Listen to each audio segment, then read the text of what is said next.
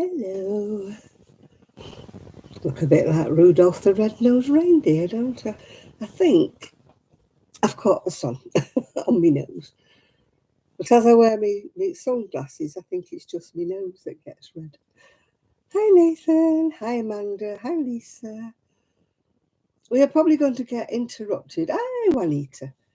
Probably going to get interrupted because the dogs keep catapulting in through the door.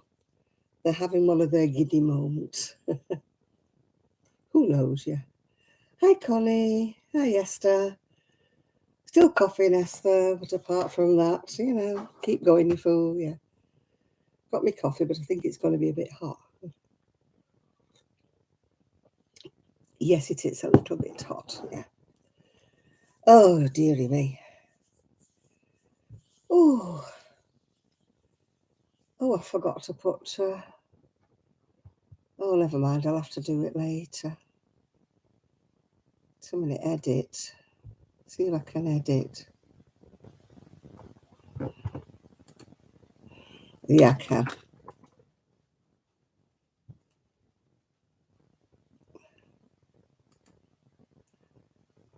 Yeah. Hi, Gloria. Hello, Glows. Ms. Glow's Crochet Creations. Wow, that's a lot, yeah. Hi, June, as well. Well, it's absolutely lashing it down with rain here. Absolutely bouncing it down. I know some of you over in the US will be saying, oh, rain, rain, rain, send some over. But it's been windy as anything today. And yeah. Hi, John. Happy birthday for middle of the week, John. Somebody else had a birthday besides John. Can't think.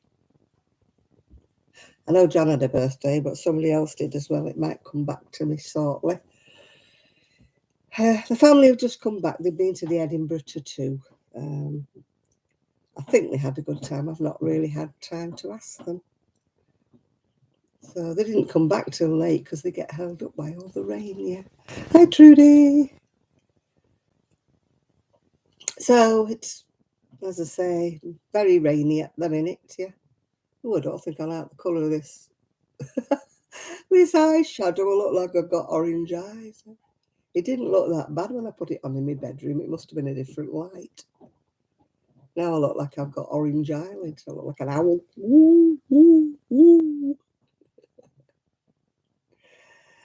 So how's everybody keeping? I hope you're all right. Yeah, I've not really done much of anything again, as usual. I have got my knitting here, just in case I feel like picking it up, yeah. I did do a few rows when I went to knit club, but that was about it, really. I don't know, when you sort of out the sorts, you can't get on. Well, I can't anyway. Oh, I've got a weird bit of hair there. I can't get on with me knitting and me crocheting. I'm not one that can crochet through anything. Although normally I can. When I've had operations and different things happen to me in the past, I've normally carried on crocheting. But I must admit, I don't know why. Yeah. I did a lovely video the other day, and I thought, oh, that's good. I've really excelled myself. But the blinking thing didn't record. So when I came to look, my memory card was full. So I deleted everything that was on my memory card. And by the time I'd done that, I only had a squidgy bit left on the battery. So the last video I made was very, very rushed, I'm afraid. It was like, and I've got this, and I've got that, and I've got the other. So it was very rushed. I do apologise. But my battery was on the point of dying at any moment, yeah. And as the light was fading and I'm no good at editing, do you know, I must do a crash course on editing. I can't edit to save my life. I can't add pictures like everybody does. I can't put like captions on, like people do. Everybody's dead clever. I'm just not. You're lucky I'm on here, really. It's a wonder I can do this. How's the cough? We're not talking about the cough. The cough is no different. Hi, Chris. I went to see the nurse yet again on Thursday, and we did some more tests. And so if I don't get any good results on Thursday, I'm going to get sent somewhere else. Quite where, I don't know. Yeah. And I also had a worrying letter about my eyes. I passed my diabetic eye test, but they found another problem. So I don't know what that is until they tell me, hey, Kaz, hey, Kaz. Are you working again tomorrow, Kaz? Are you going to be leaving us soon? And have you got tomorrow off?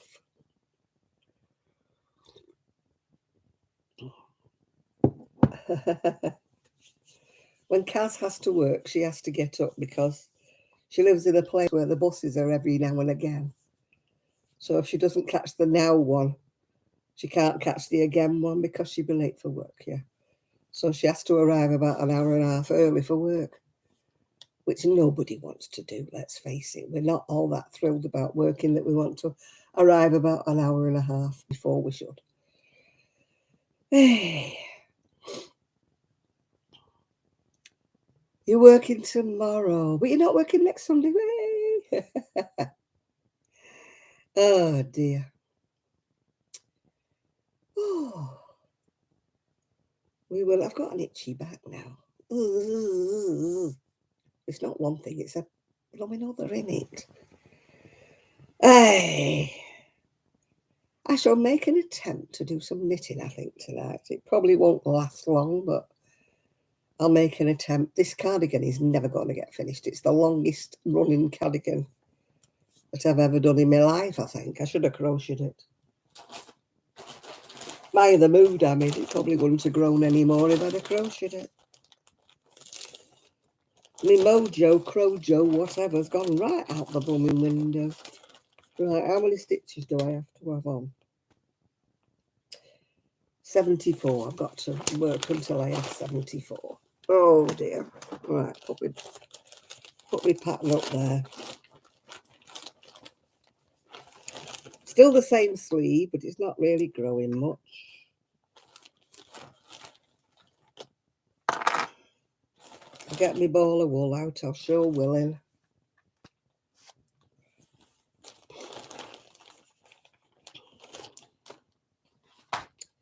Oh dear. Right. I've got to do 8 rows before I increase. It would be when it's done. I've worn the white one to death, so I thought, oh, I'll make a cream one because I'm going to wear the cream one as much as I wear the white one. Well, I would if I'd ever finished it, yeah. But here goes nothing. Oh dear. So what are you all up to? What are you all making? What are you all doing? I bet you're all really a lot more prolific than I am. Hello, Ebony, not Ebony Locks, yeah. Hi, Sam.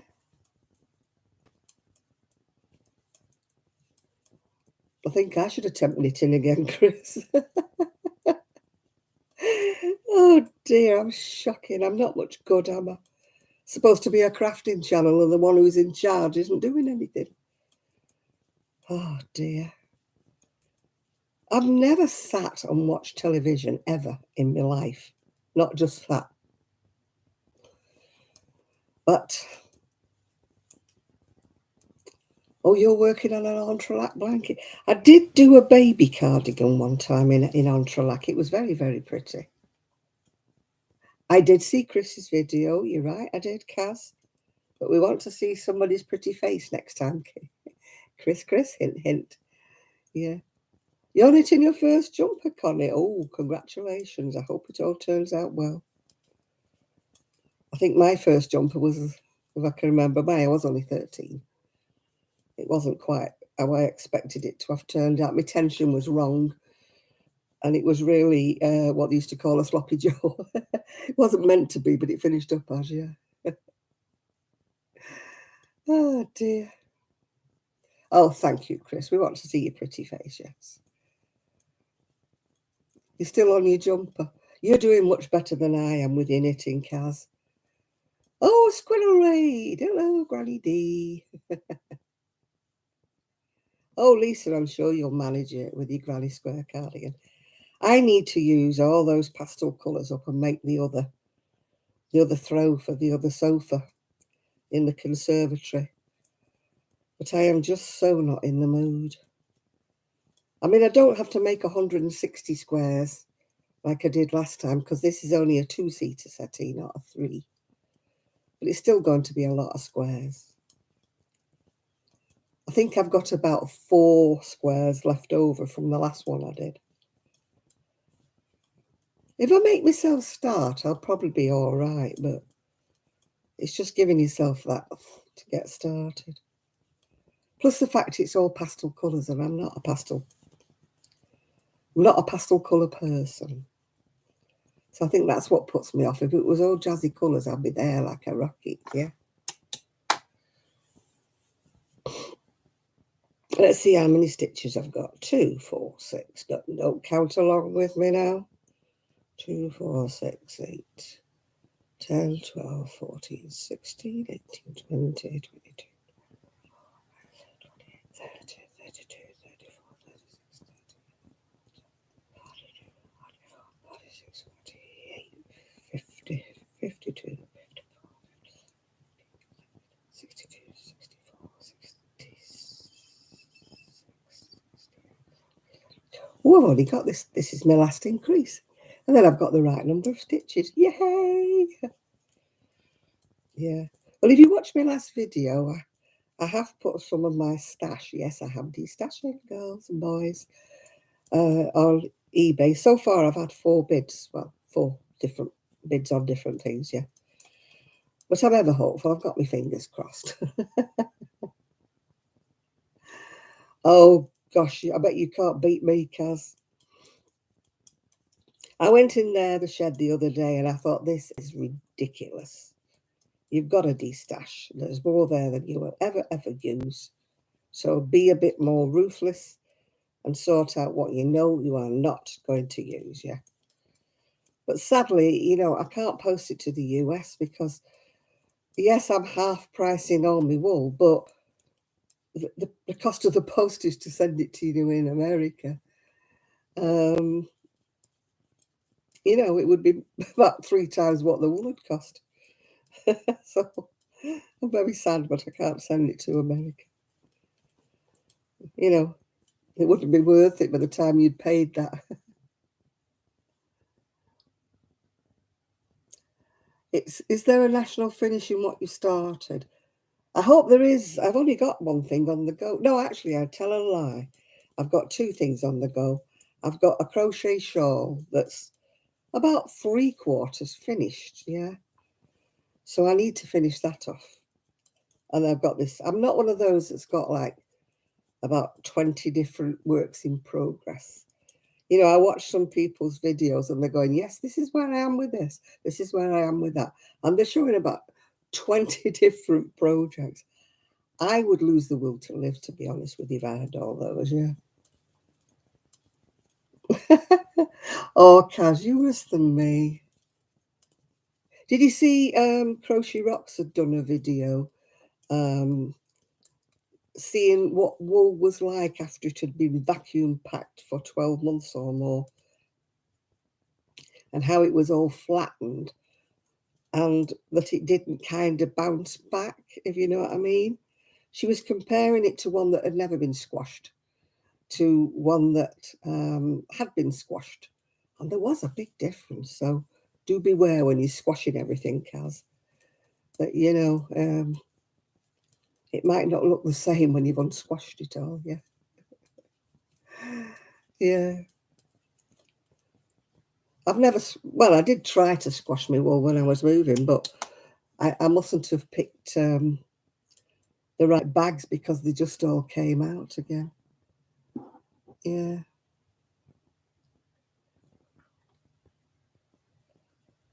Oh, I know. I ordered 2 pair of boots, Chris, that never arrived off Facebook. So I don't order anything anymore off Facebook now. Unlike you, I didn't get my money back here.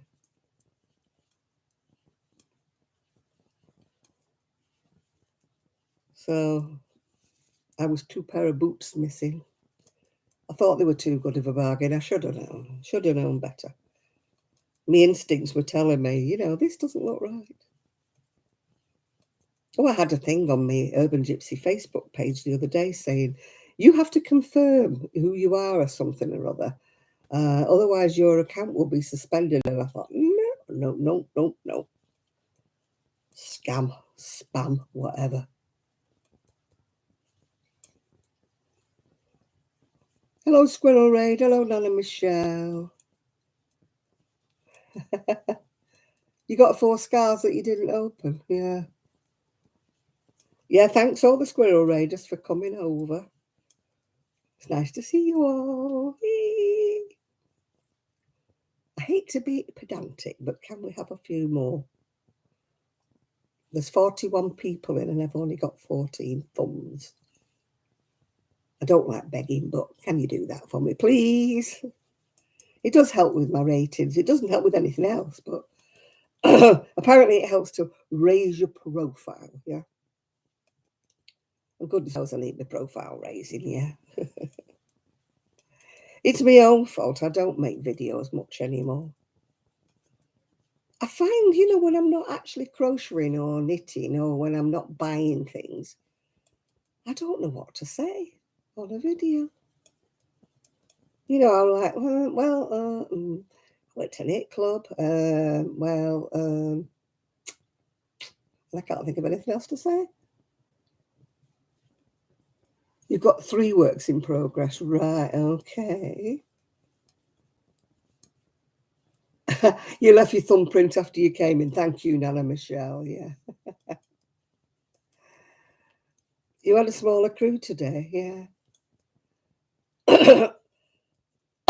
Sorry for coughing, people. Sorry. You think, yeah. The weather's been absolutely dire today. It's been howling a gale. And I tried to have the door open for the dogs, yeah. Hi, Sandra. You were untangling yarn. Oh, that's something we all really love to do, don't we? I love doing that, especially when the dogs have chewed it up. Yeah. When it's done about 3 laps of the garden, it's so much fun, yeah. I thought that when I was videoing my wool, because I was videoing my wool. It was in packages and just throwing it on the floor like while I was doing my video. And then I came in and then I thought to myself, ooh, I better go back, otherwise there won't be anything to sell. Because my wool will be all around the garden. It's Rosie. She's got a thing about wool. She absolutely loves wool. I don't know why she loves wool, but she just does. I've had cats that have never bothered with me wool. I've had dogs that have never bothered with me wool, but why Rosie, I don't know. Perhaps she's a wannabe knitter. You've got the ingredients to make eclairs and cream puffs. Oh, have you made enough for all of us, Chris? Or are you going to make enough for all of us? And we can all have a tea party on here, can't we? Chris makes eclairs and cream puffs.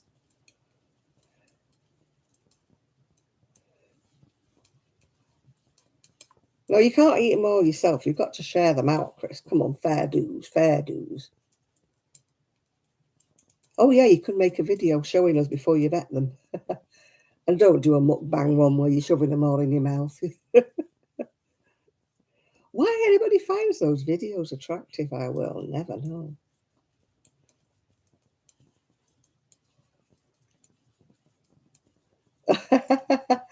She lies on the blanket. Oh, I'm sure custard will be fine. There was a piece of leftover apple pie in the fridge, but I couldn't find any custard, so I didn't eat it. I would have liked to have eaten it, but I have to have custard. It has to be custard, cream, or ice cream on my things. I can't eat things plain. Oh dear. Even if it's a piece of cake, I like a bit of cream poured over it. I like my food to be sort of wet. I like gravies and sauces and things on my food, especially with this throat bit business. If anything's dry, I just start choking, you know. Very embarrassing when you're out in a cafe, yeah.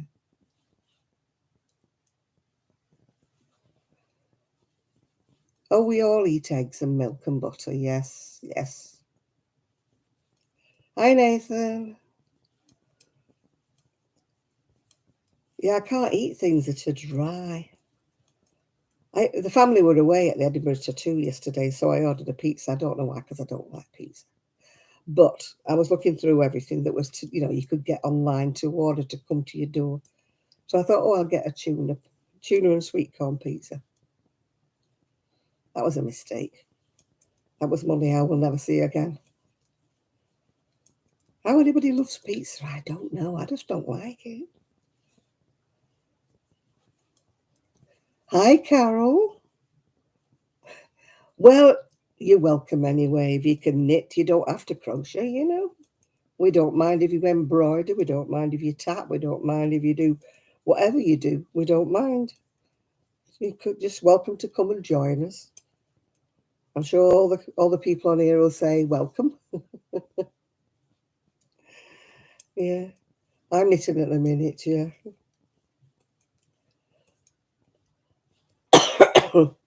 I normally crochet, but at the moment I'm knitting. Well, let's say I'm supposed to be knitted. It's taking me forever with this cardigan. I've got a sleeve and a half to do. Yeah, yeah. My cousin was Carol with an E. Yeah, Connie, you forgot Carol's E. Could be important. That E could be important. I know my cousin used to go mad if anybody spelt it without the E.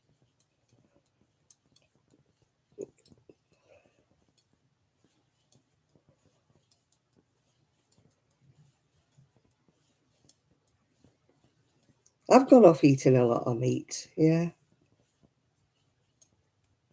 I like fish. I should have got some from. We've got a fisherman in Cleveland. He's a fresh fisherman. I should have got some fish last week when I was down, but I never thought.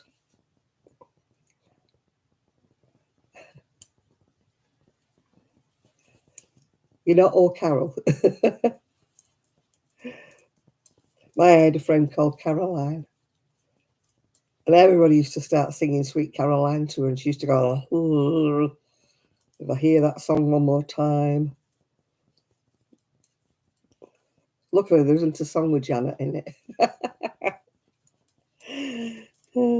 so nobody sings that to me.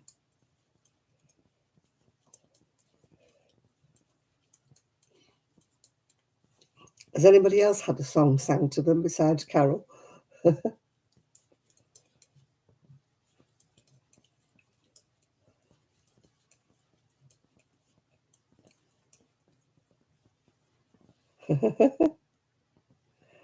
Oh God, Karen, yeah. I wouldn't like to be called Karen. Mind you, when I was at school, I had a friend, and her family was actually German, and she used to pronounce it Karen. It was Karen. She was called Karen Dixon. And if anybody called her Karen, she used to go mad. She used to say, no, it's Karen. But they were of Germanic descent, so maybe it made a difference, yeah.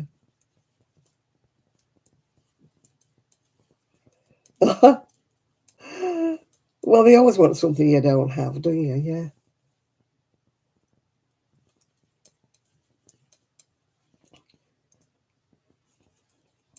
She pronounces hers Karen, does she? Yeah.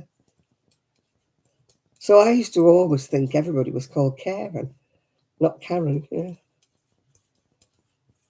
I always thought Karen was like, like Leslie Karen, Carron, Karen. But who knows? We all spell it the way we do. Oh, you've got one, haven't you, Michelle?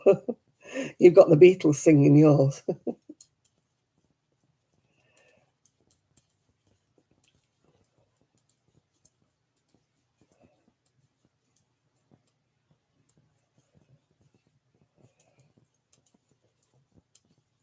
Well, my favourite colour's purple.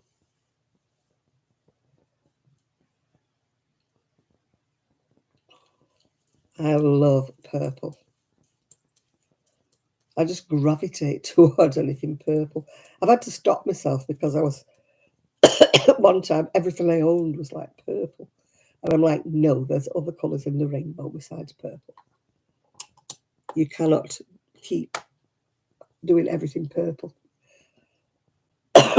It was buying wool, I would like go to the purple. No, you need to buy another colour besides purple. How about lilac?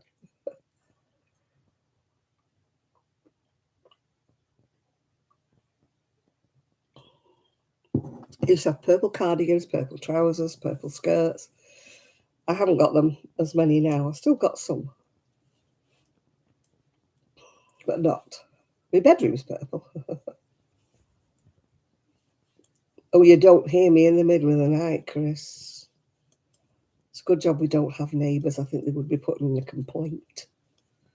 Yeah. Well, we have neighbours, obviously, but oh God, itchy nose now. Does that mean I'm going to get annoyed? Look at the state of my nose. Look like Rudolph the Red-Nosed Reindeer.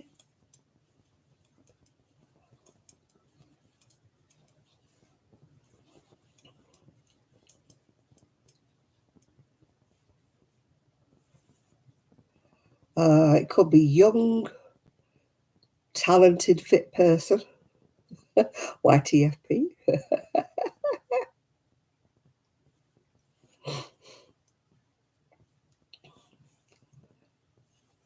Yeah, that's what we'll have. Young, talented, fit person. YouTube front post. Oh dear. Yeah, that's a good guess. Yeah. Or if he's tall, it could be young, tall, fit person, couldn't it? But I don't know how tall he is, so he could be short. I don't know. Or he could be a long, graceful 6-footer. We don't know, do we? We just have to guess, don't we, Kaz? I'm a little squat thing here. I always say I'm like 5'2" both ways, yeah.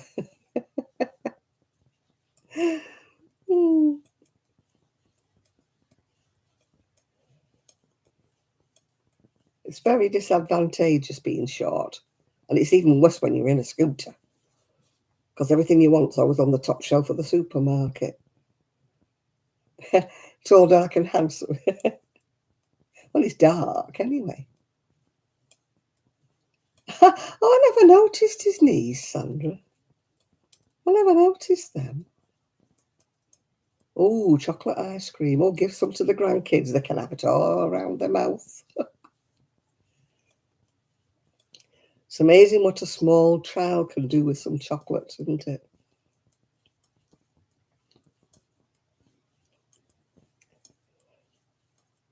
They manage to plaster it over everything, don't they?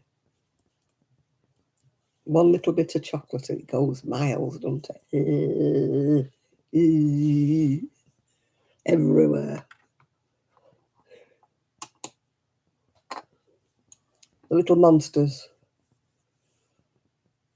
I call them the little dog Thug. Oh, God, my legs are so sore. She kept jumping on the top of my legs, your thighs. And she goes, and she needs her toenails cutting as well. But my Rosie, she doesn't. I keep forgetting to take a photograph of her. She's been to the groomers and she's had a buzz cut. So she doesn't look like my Rosie at all. But she's been an absolute little trooper this weekend. She's been my baby girl. She really has. Better than Thug. Thug just lies on you and she tries to lick your sinuses. Then she's in your ears and then she's trying to go in your mouth. Ugh. She was trying to get in the shower with me this morning. And then when I finally got out, she was licking the back of my knees. I like the look of knitted garments, Esim, but I prefer to crochet. So I suppose it's A bit of each, really. You know, I'm too slow with my knitting, so I get so fed up because it takes me forever to knit myself a cardigan. Whereas if I want a cardigan, I can go whoop and crochet one up, yeah. So I'm a bit lazy, really, so. But yeah, I don't like the very lacy crochet, the very open work ones. I call them doorknob hanger-uppers. You know, when you go past a doorknob and you have to go back because you hooked your sleeve upon the doorknob, yeah. I mean, some of the designers, they design some absolutely beautiful looking things, but I just wouldn't wear them because they're too lacy. They're too decorative for normal everyday wear, aren't they? You know what I mean? I prefer something, you know, more close together if I'm crocheting.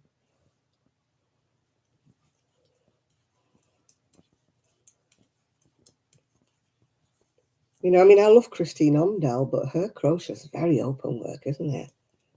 I mean, it's so pretty. It really is pretty. I'm not knocking it. And I suppose if I lived somewhere warmer and I didn't need the warmth, then I would, you know, be more susceptible to crocheting things that were more open work. But when you live on the, you know, the seafront and it blows a gale, something with great big holes in it. Oh yeah, her work is lovely, Chris. I've got 3 of her books actually, Christine Omdal, and her work is lovely. It is gorgeous. But you see, she lives where it's very, very hot, so she doesn't have to think about, you know, stopping the wind whipping through things, does she? I don't mind a very open work shawl, you know, because you can wear it over the top of a dress, or you can sort of drape it decoratively around your neck or something. You don't wear.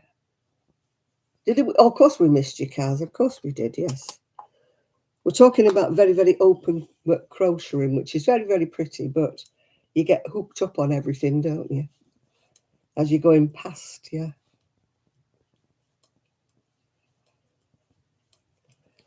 So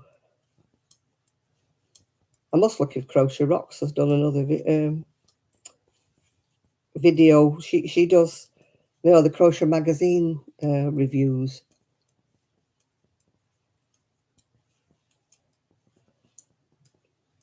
Yeah, I've done a lot of Irish shawls as well. Yeah, I need to sort out some shawls and see if they will sell on eBay. I don't think they will, but hey ho, I've got to get rid of some things, haven't I? You know, I can't keep having a shed full forever.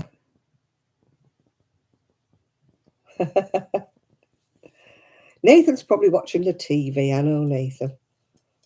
He multitasks. He watches the telly and us at the same time. Don't you, Nathan? I missed going to my Wednesday afternoon knit club this week.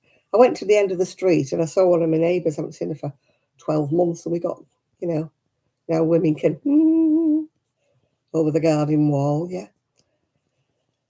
So I was so late, I just went round Cleveley's instead. I never got to the knit club, yeah. I'm on TV, oh good. I did tell you all I'm going to Yarndale in September, in Skipton. I love Skipton, it's very pretty place. We're going by coach so I can take my little mobility scooter. I'm just hoping somebody will be strong enough to lift it in for me, because otherwise I'll be doing my back in before I even get there.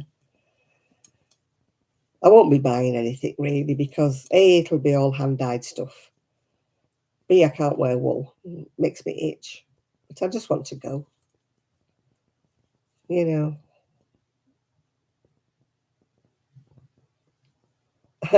Lemon and white lemon meringue. Oh, you're going to Yarndale? What day are you going, Amanda? Are you going on the... Oh, I'm just trying to think what day we're going. I think it's a Saturday. Is it the 27th? 28th? Well, you're bound to recognise me, aren't you, Amanda? Sadly, I won't recognise you. So do come up and say hi. I'll be on a little red mobility scooter. So you must come and say hello if you're on the same day as me. Oh, you're going as well, June. Oh, great. More the merrier. I remember last time I went to Woolfest, this complete stranger came up and went, "You won't recognise me, but I know you." Yeah, I think we're going on a Saturday. I think we are, Amanda, yeah. Yeah, I'll be on my little red mobility scooter, my little folding up one. I'll be on that. I won't be buying a lot of wool. That's one reason why I've put some of my D-stash on YouTube. I thought I'll have to get my coach and ticket money back somehow, you know. You know what we're like, girls, the old purse is a bit slender at the minute. After paying for the holiday, you know, at Skipton. Hello. Oh, Jeannie, also known as Proverbs 31 yard. Hi, Jeannie. Yeah, my purse is a bit slim. So I need to stop buying stuff. Do you know, I must remember to take my flipping camera, or at least take it with it charged up. Yeah. No, I'm not going to end up buying more wool, Kaz. I really won't. Because I don't knit socks, and I couldn't afford enough hand-dyed yarn to make myself anything, you know, to wear. So, no, I won't be. Hi, Enid. I'll buy other things, you know, if they've got buttons or if they've got bits and pieces. No, the last 2 times I went to Woolfest, I only bought my lunch and an ice cream. I didn't buy anything at all because they don't have patterns or anything like that. Oh, God, no, I didn't fall off my scooter. I fell off my wheelie last time.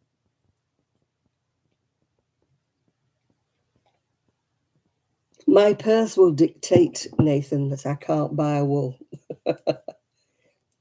It won't be bulging. There won't be a lot of money in it. So by the time I've bought me lunch and a couple of, you know, cups of coffee to keep me going, then I will take my flask of water, though, because I drink a lot of water. You know.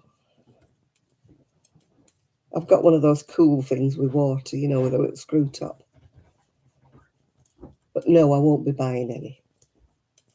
Gosh, can you imagine hand-dyed yarn, how much it would cost to buy enough for a sweater? Oh, boy.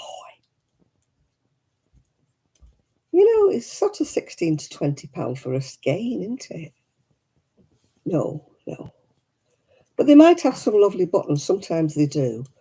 And sometimes they have some other, you know, kind of stalls, yeah. Yeah, even if I sold everything on eBay, Nathan, I still wouldn't be buying hand-dyed wool. I'm a bit frugal when it comes to that. I've got a couple of skeins somewhere, still got it in the shed. And of course, I've got that lovely yarn that Daniel sent me that I'm still trying to think of what to make with it. It's going to probably wind up being a shawl or something because they're only the small, I think they're 20-gram skeins, aren't they, that he sent me. I know they're only small balls, yeah. That's never anything that's appealed to me, Kaz, dyeing my own yarn. Kelly used to do it, but then Kelly used to knit socks, so she never did big batches. She never did enough to do a cardigan or anything like that. She only ever used to do sock yarn.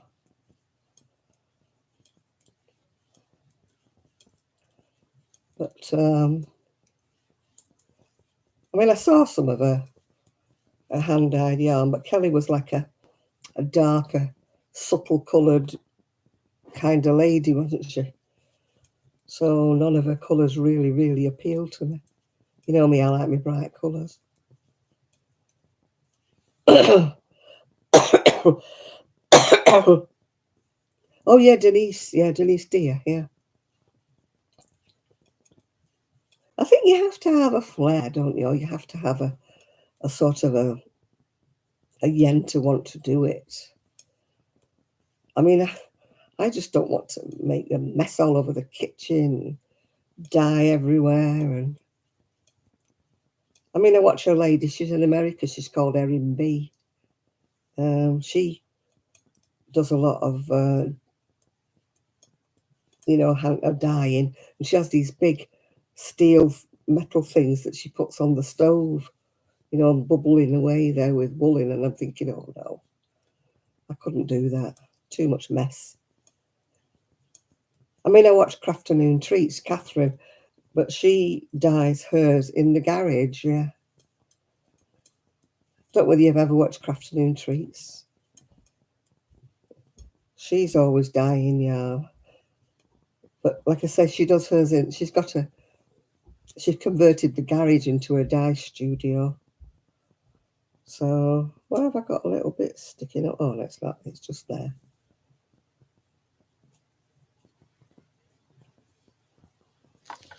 Yeah. Let me get, oh gosh. Let me get my tape measure out.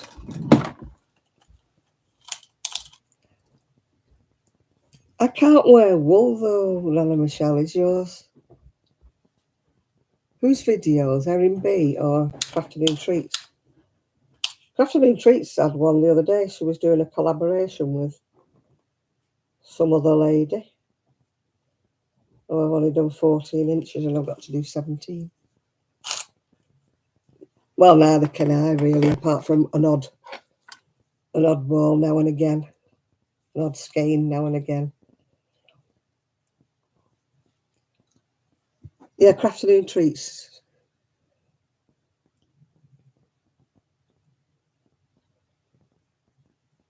Yeah, she'd made some videos. She made a few. I just can't. People say to me, "Oh, it's merino. Oh, it's not itchy," and I put it on, and I'm like, "Oh, it's not itchy." It's something to do with it being wool. I've never been able to wear wool, not from being a little tiny child. I just itch. People say, "Oh, try alpaca. That's okay. Try merino. That's okay." But no, it's got wool in it. End of story. Yeah, Catherine. She's a very nice lady, actually. I've met her. I met her at Woolfest one year, the same year that I met Claire, Bob Wilson 123. And I also met Zoe. Oh gosh, what's she called, Zoe? Oh, I can't think of Zoe's. She hasn't made any videos for ages, actually. Zoe, what's she called? Can't remember. 24 karat crochet, you're right there, yeah. Hi, Lulu.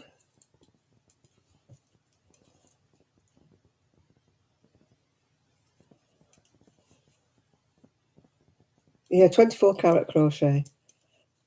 She's been very busy. She's doing some administration work she belongs to some like sci-fi group or whatever it is. And they have these conventions. She's always going to America, Zoe. So she's always busy. I used to like when she made those. Do you remember those hippopotamuses and stuff like that she made with the African flower? What were the hexagons? Yeah. She made, I don't know whether they were hippos or whether they were dinosaurs or what they were. She made a few, didn't she? Oh, you're doing the laundry, right? Well, I'll throw you a bit of mine then. I've done most of mine. Thankfully, it did dry eventually.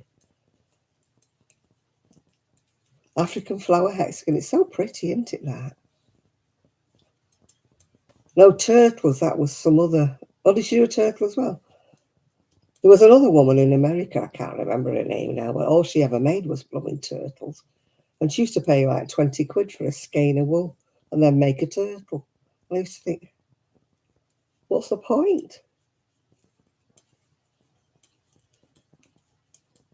What's the point of buying that kind of yeah, Laura. What's the point of me buying so expensive yarn like that and just making a turtle? Yeah. Well, I stopped watching her. I got fed up with her. bragging about how much she'd paid for a yarn and that. I thought, nah.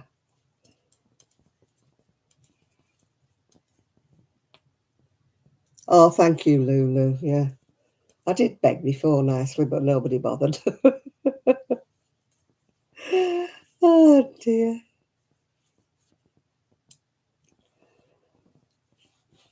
Yeah, there's a lot of people I used to watch and they don't make videos anymore.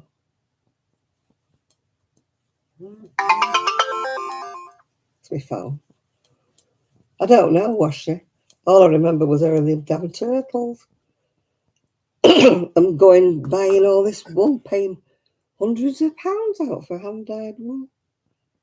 And I used to think, oh my goodness me, must be nice to have that kind of money to spare.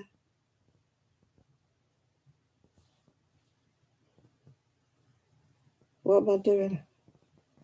I'm trying to... My phone goes into dark mode, yeah. I don't know why it does.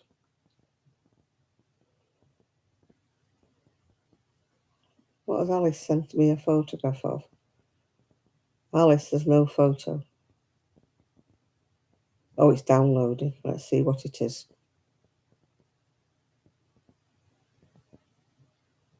It's still not downloaded, Alice. There's nothing there. Alice has sent me a photograph. That's what I've got. Nothing. Sorry, Alicia. You'll have to do it again, mate. Nothing happened.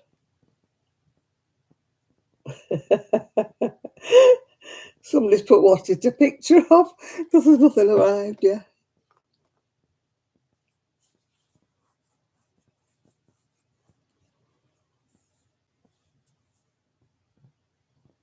Oh, Heidi Bear did the dinosaur. I never made them.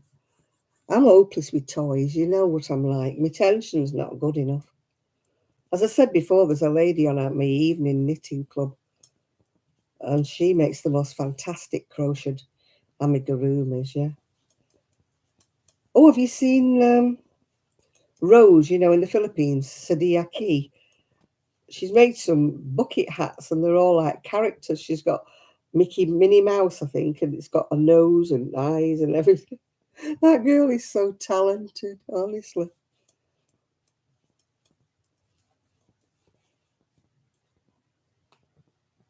A granny square. Oh, I don't like spiders, thank you. I don't care if it's pretty or what, Chris. I don't like spiders. Nope. No, I watched Rose today. I think it's the latest video or what. Because some of them are about an hour and whatever long. No, no spiders, no spiders. Don't like spiders. No, I like watching Rose, yeah. Well, you think she makes everything without a pattern, doesn't she, Rose? Honest to God. That girl is so talented. Somebody shows her a cartoon character in a comic and she goes and makes it. Lord, I'd want everything written in triplicate before I made anything like that. She just has the imagination, doesn't she, to just see things, in her head. She must see crochet things in her head and just do them. Takes me all the time to do a hat without a pattern.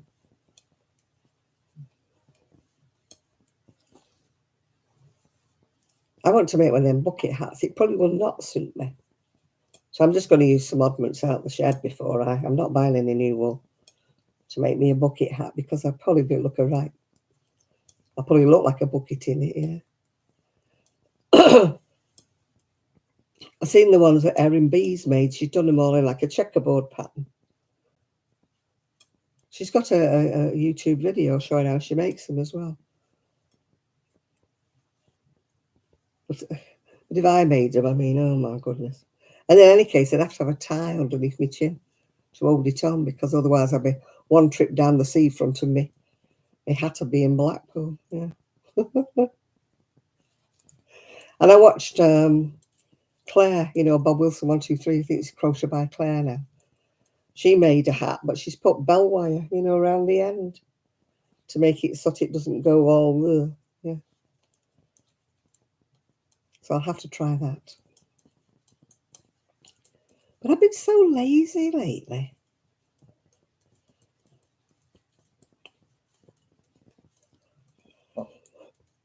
Absolutely lazy. At least it's growing a bit. Maybe I won't feel so bad when I've only got one sleeve left to do. The white one didn't take me 5 minutes to knit. I don't know why this one's... Well, it's the same yarn, but a different colour. Well, how can it be the same yarn then, Janet? It's similar yarn, but a different colour, yeah.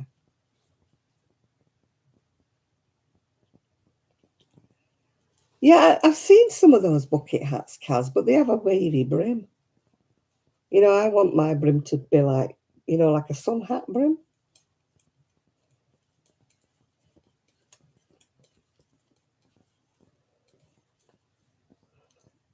So I'll see how I go.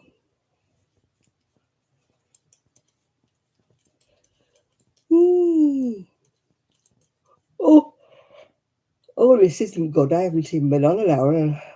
No, I haven't been on an hour. I'm yawning already. It's because the dogs got me up at 6:15 this morning, and I didn't get to sleep until about 3:15 because they were having a game of tag, you know, around the house.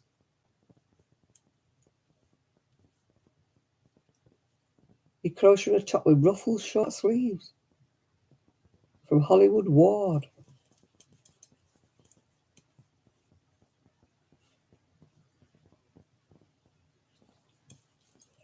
Yeah, well, I'd thought about that, but then I saw that Claire had used bell wire.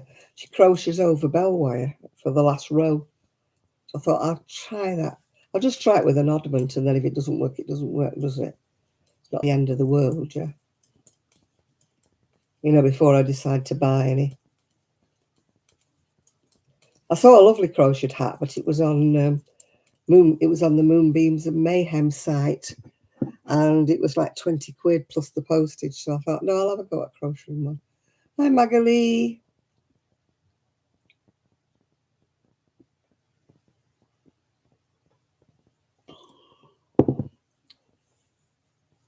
I've got a sun hat that I wear, but when I get on the seafront and the wind blows, it goes up. So I look like I should be on the Grand Old Opry singing country songs, if you know what I mean. All I'm missing is straw and my dungarees, yeah. You've got to go to bed, yeah. Well, at least you haven't got two dogs jumping all over you like I did. I must admit, I sounded like Billy Eckstein this morning when I got up this morning. At 6:15, I was not amused.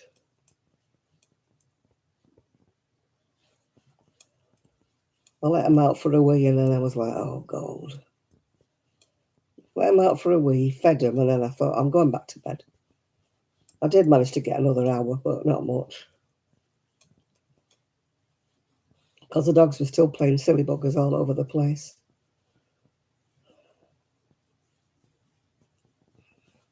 Oh, God, I'll lend you thug. She's only that big, but my God, she takes up all the bed. She doesn't lie still. She's like a wriggle bum. I have slept with a Rottweiler and that took up less room than she does. And I've slept with a boxer cross, and he was great to sleep with. He used to just spoon and lie at the side of me, and he never moved on. He was great. It was like having a great big cuddly warm hot water bottle lying by the side of me.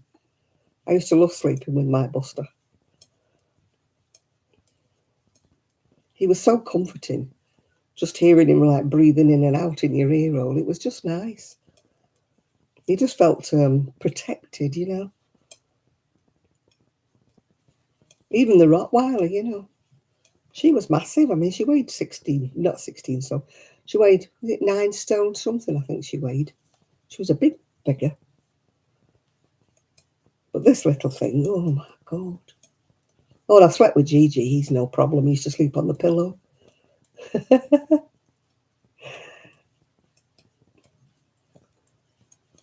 I miss my little Gigi. I make a beeline for every little chihuahua I see. I've got a little friend, he's called Sonny, And he's the tiniest little chihuahua. He belongs to a bloke, well, and his wife, that go to the singing group that I go to. Oh, he's lovely. He's just a little tidgy little thing.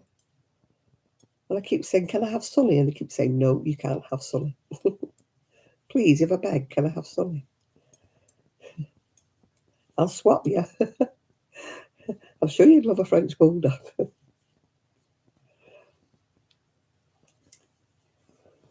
I saw one the other day, a French bulldog on the seafront. And I'm looking, I'm thinking, oh my God, I hope she doesn't grow that big. She's big enough already. I had to shout at her yesterday. I had to give her a bit of a smack because she was being a right little witch. She was really biting onto Rosie.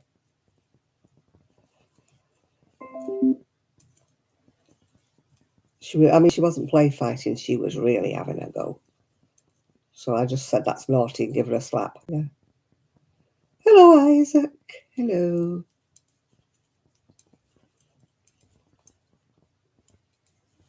Oh. Trixie went under the covers last night and then she couldn't settle. She was trying to get out again. Thought, well, you put yourself under there, you get yourself out of there. But no, I had to wake up fully to extricate her from underneath the bedding. Ugh. When Rosie sleeps on the bed, she just sleeps and she doesn't bother. She just stays in one place. But Trixie, fidget bum. I sleep with the cat as well. My cats have always slept with me. Although it was a bit disconcerting with one of them. I used to wake up and his bottom used to be like that.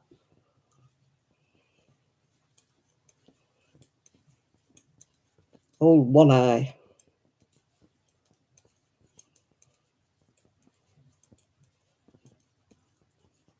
I mean, people say, oh, you sleep with their animals. And I'm like, well, if you change your bedding, it's fine. You know, they don't have fleas.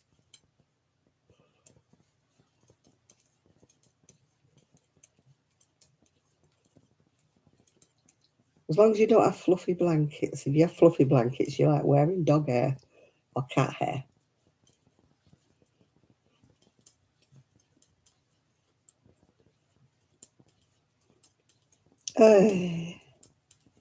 I'll be glad when I get to the top of this sleeve. And I've got to start doing another one.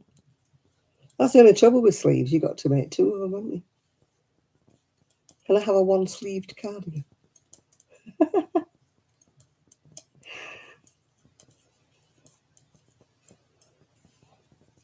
Well, I nearly did a live yesterday when I couldn't get my camera to work. I found out that the memory was full. That's why the video didn't work. It looked like it was recording, but it wasn't. And then I couldn't remember how to delete the things that were on the camera. And I couldn't find my camera book. I don't know where I've put the camera box with the book. So I tried to look online, but of course there were all different cameras to the one I had. Anyway, eventually, accidentally, I found out how to delete. Oh, I suppose I could, Chris, but that's too easy, isn't it? I'd probably get me wool in a knot. I never knitted two socks at once. I only ever knitted one, and then another one. I have done with baby ones, baby sleeves. And I've crocheted sleeves when I've been running out of wool, done a row on one and a row on another and a row on one and a row. You know, when the wool's been running out, just to see how long I can get my sleeves. I've done that, yeah.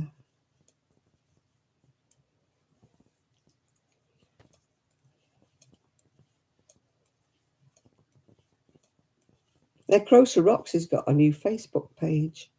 What's it called? Crochet Around the World or something? Yeah, it is a bit. It's so easy, Chris, to get the one sock syndrome.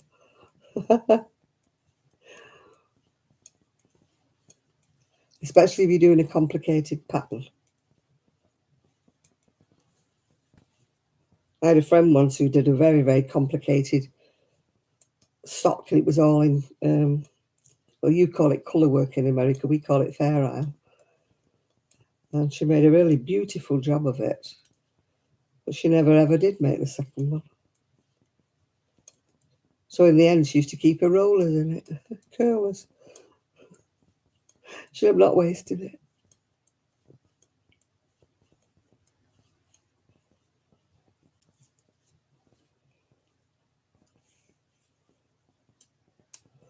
Oh, I mentioned on my other video, before I moved here, I gave a friend of mine 6 massive big bin bags full of oddments, odd balls, odd 1 and 2 balls, part balls, of all sorts of stuff.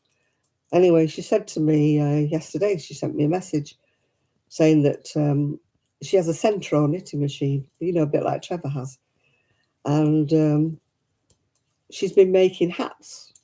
And she goes every weekend to a caravan, what you call them, a trailer in America. And she's got 2 of the other ladies that live like on the site in the summer to buy these Centro machines.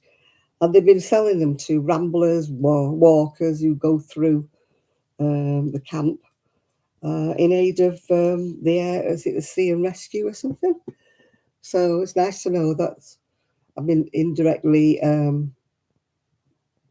contributing to a load of charity.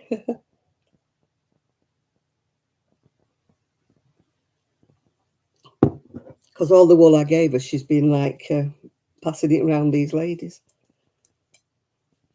I must get my knitting machine out again. I've only got a little one, you know, I haven't got a big one.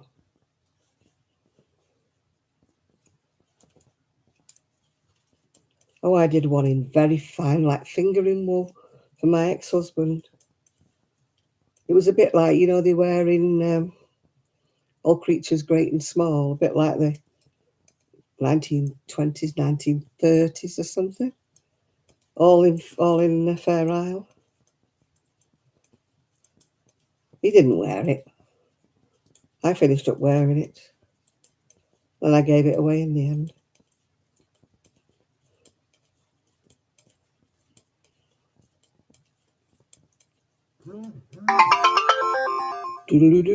Maybe that's Alice sending a photograph with a photograph attached to it this time.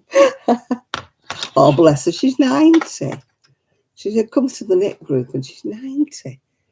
So we'll have to forgive her if she doesn't. Hasn't a clue. Must be me in a bad mood. I think there's a bogeyman in the house. The bell keeps ringing and there's nobody there. We were out tonight and when we came home, my car was flashing. So maybe I need more water with it. That's Alice. Oh, bless. As I said, she's 90, so we'll have to excuse her. I'll probably forget to send a photograph when I'm 90. Although we've got a lady at the other knit club, she's 94, and she makes the most fabulous beaded bracelets. You know, teeny weeny little beads, all like flower designs. They're gorgeous. I said to her, I can't even see those beads. And she said, oh, I put them on with my needle like that. I fish around until... I said I wouldn't even be able to see the needle, let alone fish about. Well, oh, God, 94. I don't think I'll be here while I'm 94. Oh, hi, Carol. You're knitting your grandson a hoodie. Oh, I've used that one time that comes out like in a bit of a Fair Isle pattern. Serda did one once. She used to do like a colour work pattern, but instead of using all different colours, you use like white as the background and then you use this rainbow wool to do the actual pattern with, and it looked lovely. Oh, thank you, Lulu. Well, I was actually wearing this top, but it was a bit chilly. So I had to, it's very flimsy. So I had to put a cardigan on, I was a bit cold. Oh, you know me, Chris, I have I have to coordinate, otherwise I don't feel right. We've got a lady comes to singing. Oh, bless her, she's in her 80s or 90s. And she has all different pattern things on, but they don't go together, you know what I mean? She'll have like flowery skirt on and a flowery top, but they're not the same tone even, you know, they're not the same anything. She bless her, I mean.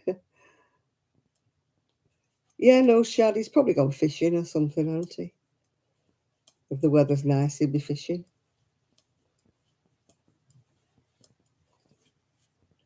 Yeah. But I think, well, she's trying. I mean, she's like I said, she's well in her 80s, this lady. But like if she's wearing a blue flowery skirt, she'll have like a yellow or a green flowery top that, you know, they just don't go together. But then she'll have a completely different coloured cardigan on. And I think, well, you know, she obviously likes colour.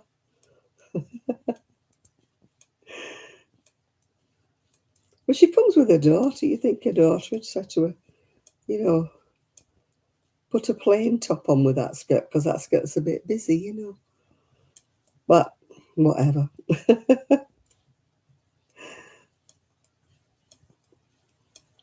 I'll probably be very eccentric. I'm eccentric now, but I'll probably be even more eccentric by the time I grow older.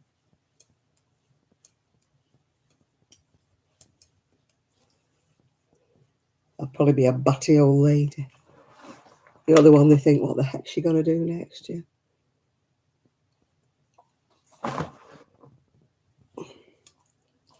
So it's better than being boring, isn't it?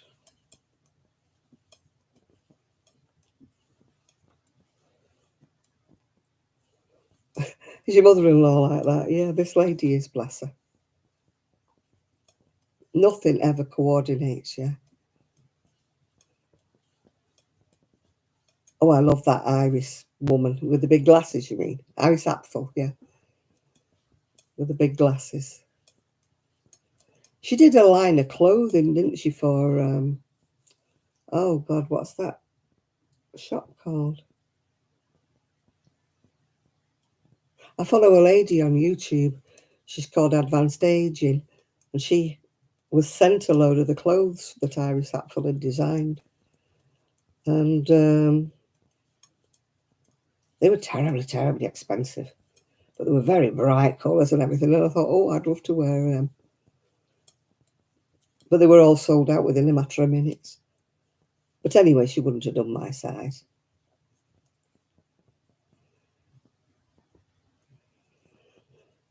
I'm trying to think what that shop was.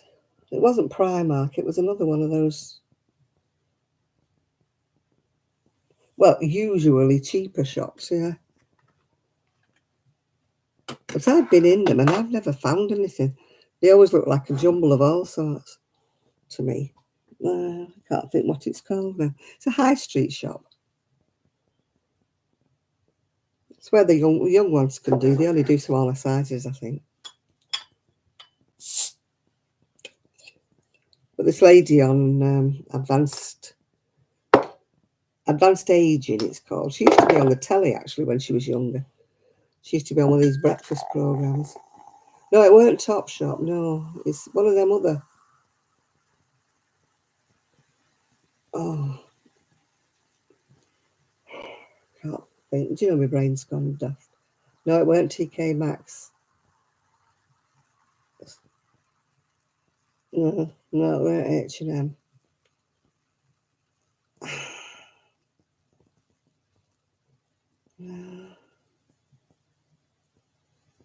No, it's more of a, when I went into it, it was more of a hodgepodge. You know, they just had different things and different things. When you go again, they have something different again. Can't think what it's called. It might have been H&M, but I'm not sure. It was one of the cheaper type of shops, but I think it was H&M. I'm not sure. But Iris Apfel designed a whole range of clothing for it. And it was sold out before it even got in the shops. Bright colours. But this lady who's advanced aging, she's called on YouTube, she had this big loopy jacket in absolutely bright green, and it had a lining inside that was like blue and green patterns. And I'm like, oh, yes, that is so me. I suppose I could knit myself a loopy jacket, but it wouldn't be lined inside like that. But oh, God, some of the clothes. And she even had shoes, and she had, you saw me wear a necklace, I think, that was all like a great big plastic chain the other week. Well, that was like a copy of the one she wore. Yeah. Yeah, I think it was H&M. It was one of those, I don't know, I used to always go in it and never find anything that was my size, because they always seem to have bits of, other people seem to find things in it. I'm sure it's H&M. And I never can find anything. Mine, I can never find anything in Primani either, because it don't do my size. Well, they say they do, but their fabric's so skimpy that you need to get something about 3 sizes too big for you to fit in it at all. I remember buying size 14. It was H&M, was it? Yeah. I bought some trousers one time. I think it was size 14 or size 16. At the time, I was only a size 8. Well, that's how weird their sizes are in Primani. H&M isn't cheap, but it's not one of the dear shops, is it? You know, not like, yeah. But Iris Apfel designed this whole range, but they just went in 5 minutes, and they weren't cheap at all, these from Iris Apfel. But I fell in love with this green loopy jacket it was. All the designs were bright colours. She had this emerald green, like plastic chain round her neck that was sold for I don't know how many. Well, I bought a load off eBay, but they didn't have an emerald green one. I've got a blue one, I think, and a black one. I had a black one on the other week. You know, I like to follow the trend a little bit. Oh, I've dropped a stitch. Oh, oh, oh, that's talking and not watching what I'm doing. Oh, dropped a stitch. Oh, no, no, no, no.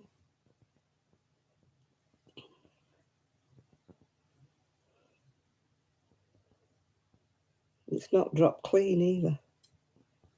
It's dropped stranded.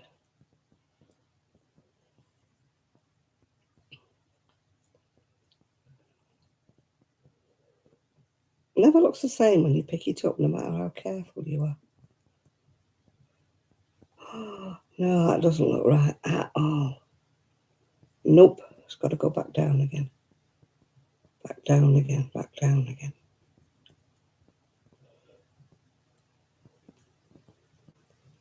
I'm better off picking up stitches with a crochet hook, actually. But I don't have one around at the moment.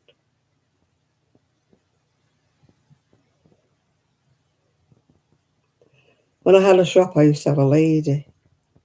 And I used to see her about 3 times a week, because she'd come in panicking because she'd dropped a stitch.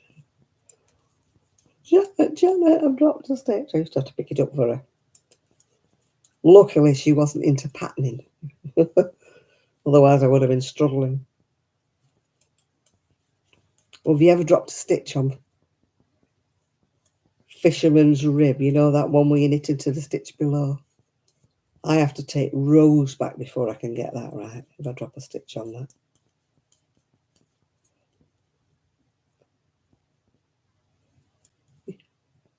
Enid, will you stop worrying about things? Why are you worrying about your foot and your knee? You are just a born worrier.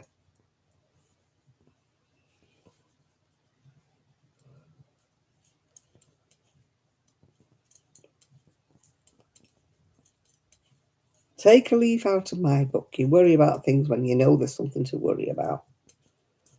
My friend's like you, she worries about everything. She'll put herself in an early grave. Well, just rest it. Ice it. Is it rice? It's called, isn't it? Rest, ice, compression, and elevation. That's the one. Rice, yeah. You're going to have to, otherwise you're going to make your knee worse, aren't you? Right, good night, Kaz, and I hope you don't miss your bus tomorrow. Enjoy your...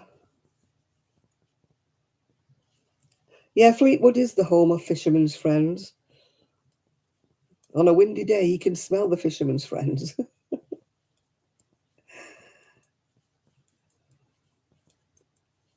Oh, give over. You're only a baby yet, Enid. When you get my age, you start disintegrating. Just keep it elevated. Just tell the kids to bog off and you're resting your knee.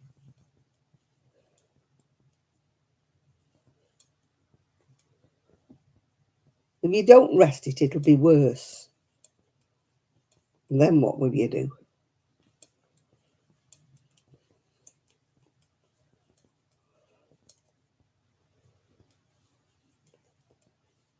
What will the kids do if it's worse and you can't do anything?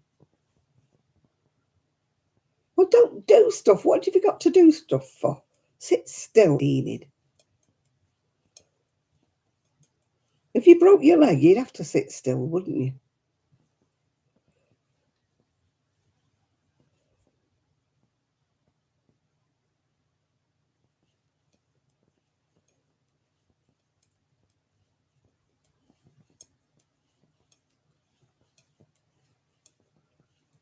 Never mind feeling guilty. Give over. You're not the Stopford wife, are you? Whatever they call Stepford wife, Stopford wife.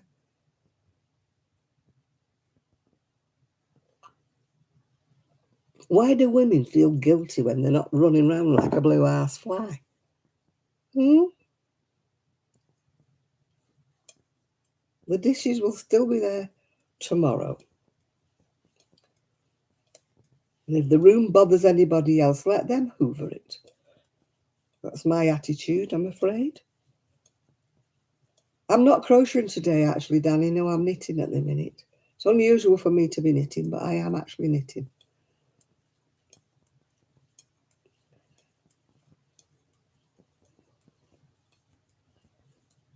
It will be worse if you don't rest it now, Enid. The world will not stop if you don't dust.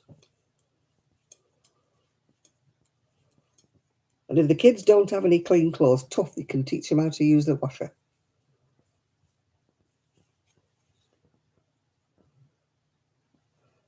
Slip her a couple of gummies. We could do a slipping her a couple of Mickey Fins, I think.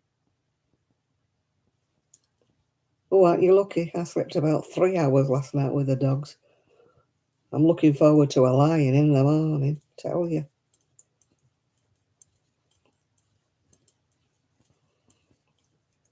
I won't be surfacing much before 10 in the morning, I tell you. When that alarm goes off, I'll be turning it off. Yeah, slip her a Mickey Fin, Chris. Knock her out. Why are women terrible at resting and doing as they're told? If you said to a man, you need to rest your foot, he'd lie on the sofa and he'd rest his foot. But you tell a woman that and oh no, I've got to hoover first, I've got to wash, I've got to do, oh God.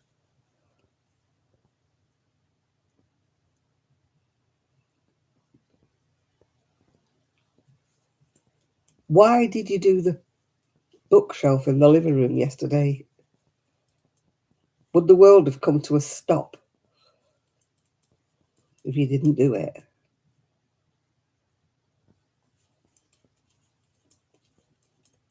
I used to be the same as you. I used to push myself and push myself. And then you realise you do yourself more harm than good. So it takes you twice as long to recover as it would have done if you'd have done as you were told in the first place. Yeah. I used to be the same. But now I think, nope, life is too short to bother about the hoovering and the dusting. And as for the washing, I've got enough underwear to last me.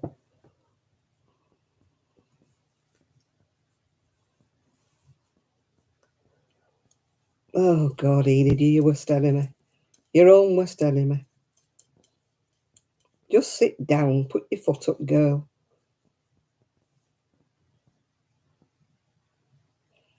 I know, Miguel's always mopping when he's poorly. I can't understand why people have to do. It's there the day after. It doesn't grow any more fur.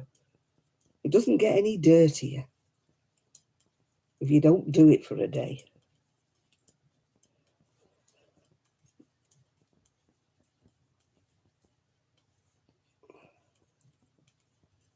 I don't have that gene that makes me clean all the time.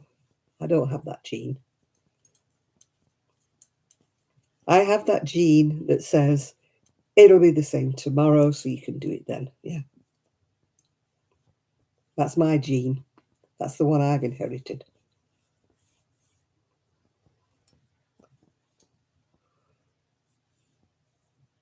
Exactly. Make them do something. They're big enough. They're big enough. You're just namby-pambying them. You're making a rod for your back, Enid. I did the same with my son. I ran round after him and everything, and he was an idle little sod when he was a teenager. But now he does it. Now he has to. Now he shifts the laundry. Now he brings it in off the line.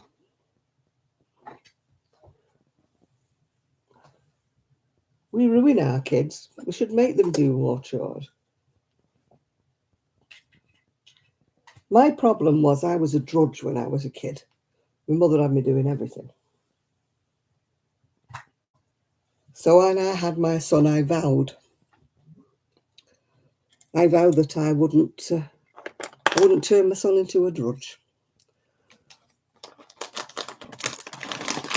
And it backfired on me because he didn't do anything. Yeah, I want a real laundry line. My daughter-in-law had shut the umbrella thing down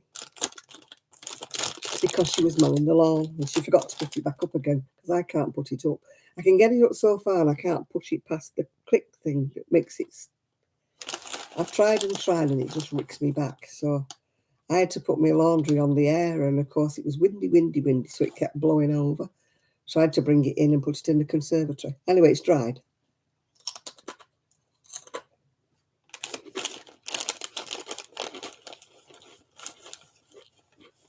I'm trying not to use the dryer so much with electric prices going up.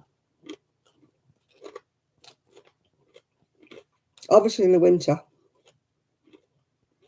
when it's bad weather,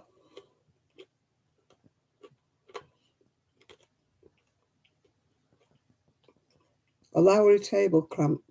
What's that for, your embroidery or something?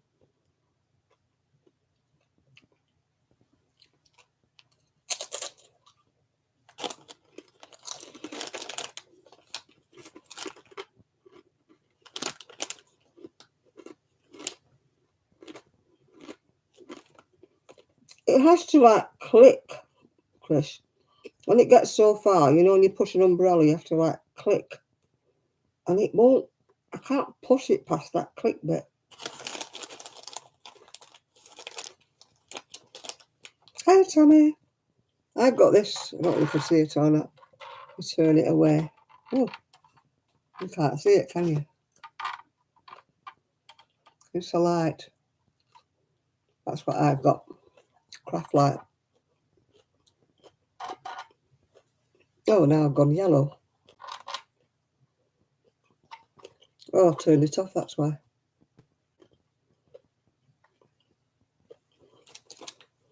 Oh, I've gone yellow now. That's better.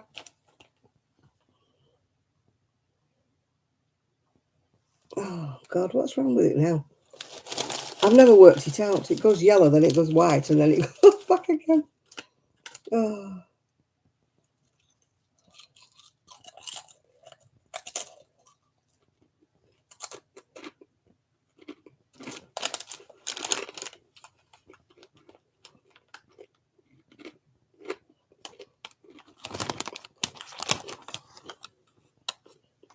better. Why is it going yellow? Ever since I touched it, it went yellow. Sorry if I'm yellow, people. It's the way it is.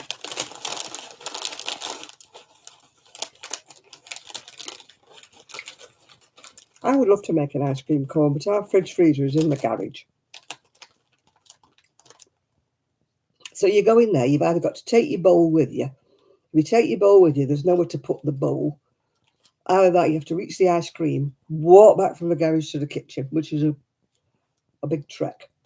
Put the ice cream in the bowl and then take the ice cream all the way back out again to the garage. It's a pain in the neck.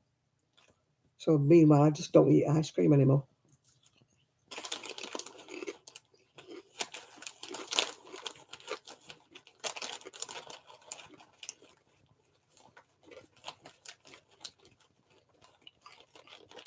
It just bugs me. And it has to be in the garage. We don't have one. I wanted a fridge freezer in the kitchen, but no. My daughter-in-law wanted a full fridge. No freezer at the top, just a full fridge. I'm used to an American fridge freezer, you know. One side freezer, one side.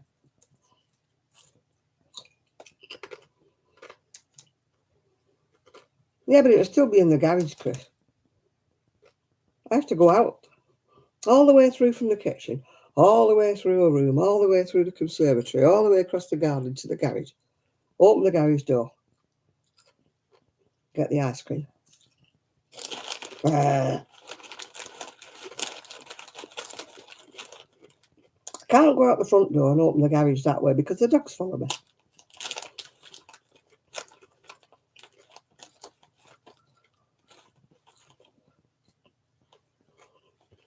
My fridge freezer didn't ever get defrosted. It was a self-defrosting one.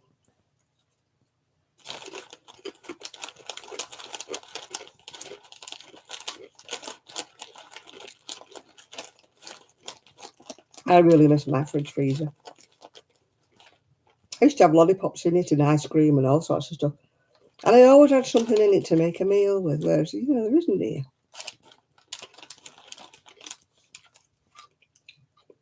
I went out there, all there was fish fingers. I had fish finger butter for my tea.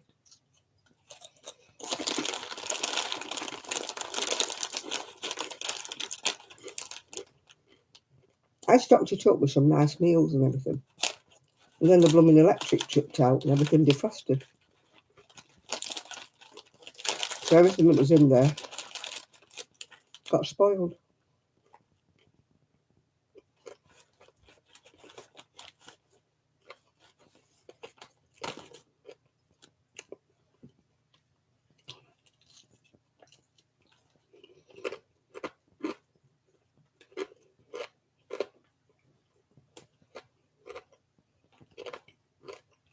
It's like I always have chips in my freezer. We don't here.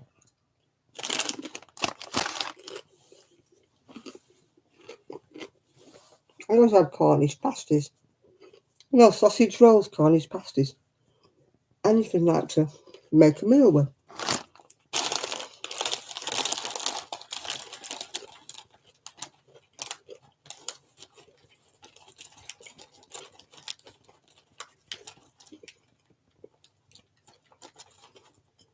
When I go away next time, I'm going to make sure I've got some stuff in.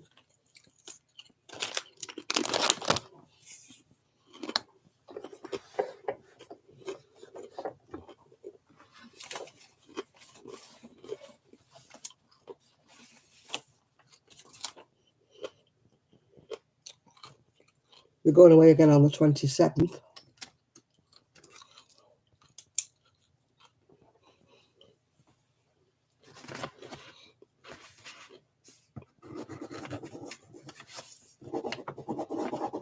The pen's running out. I can cross that one out, that's gone. Yeah, they're going away 27th to the 28th.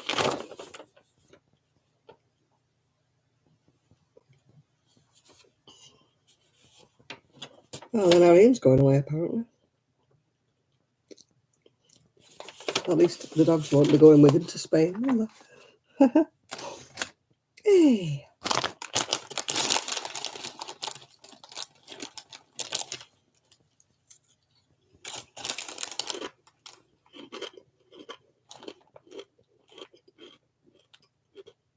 That's what I should have been wearing before I put my cardigan on. It's got a big, yellow. Oh, you can't see it, can you? Yeah, a big yellow, like a sunflower design on it. It was cold before, but now I'm hot, so I've took it off.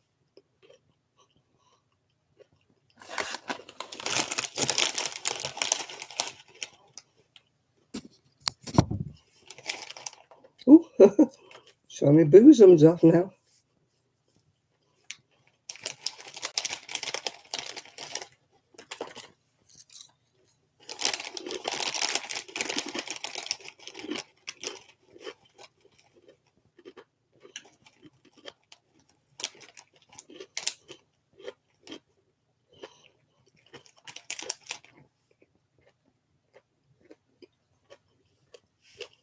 It tickles me when I see, we've been in Joann's and they've got this row after row after row of wool. We're like, oh, really? We have nothing like that anywhere in England.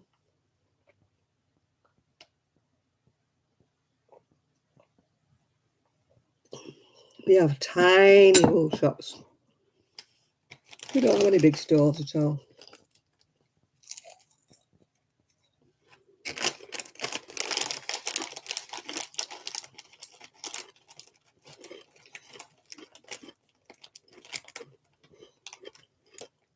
I wouldn't know what to do if I saw a big...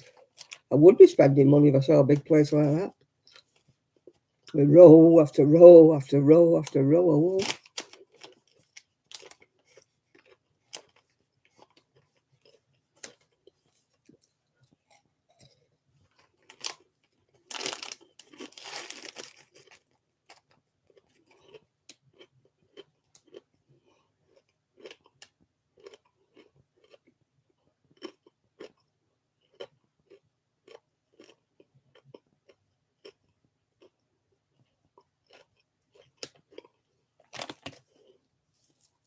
But you also have yarn at your thrift shops. We very, very rarely have any at our charity shops. Very rare. Maybe an oddball here or there.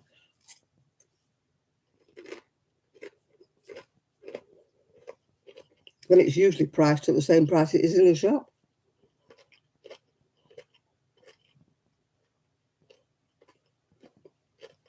Where I lived in Prestwich, I never ever got any. Never ever got any in a charity shop.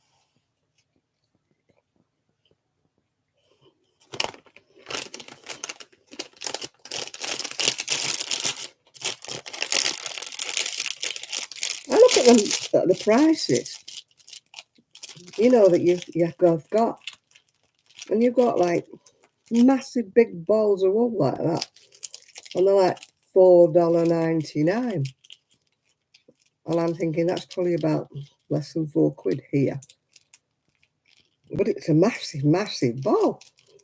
Whereas we can pay like £2, £2.50 for a little ball.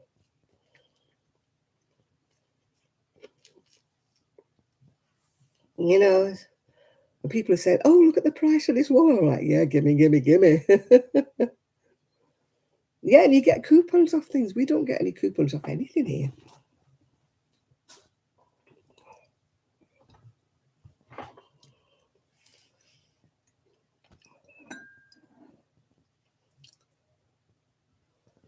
We don't have any. Will you sit down, Enid? I'm going to tie you to a blooming chair in a minute if you don't sit down.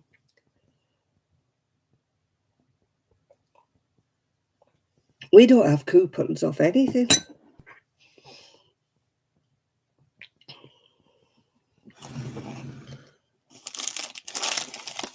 I watch Erin B. And she has this coupon, and she'll go into the store and she'll say, "I'm aiming to find a ball of wool that's less than my $5 coupon. Then I can make something with it for free." And I'm like,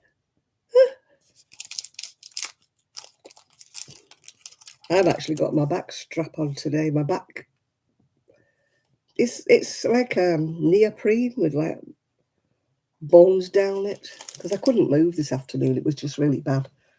So I've got my back strap on. That's probably why I'm hot, because it's neoprene and it makes you sweaty.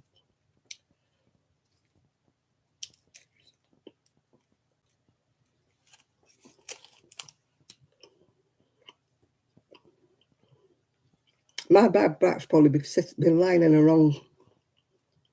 It's a Mars bar, but it's only a little tiny. You see it?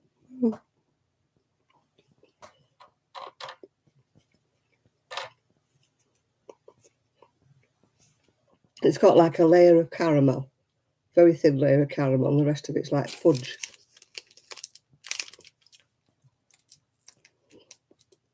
You can see the caramel now. Oops. Now you see the caramel and fudge. Coffee crisp. No, we have toffee crisp, but not coffee.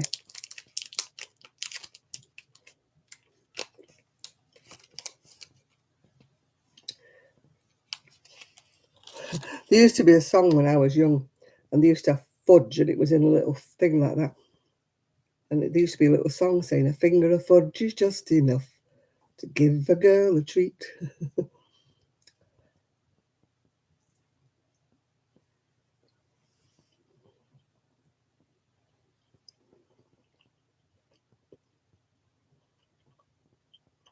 Yeah, it's a Mars bar. It's definitely been on a diet, hasn't it?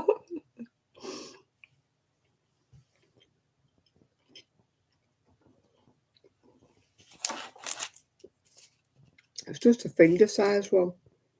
95 calories, though, in a little thing like that.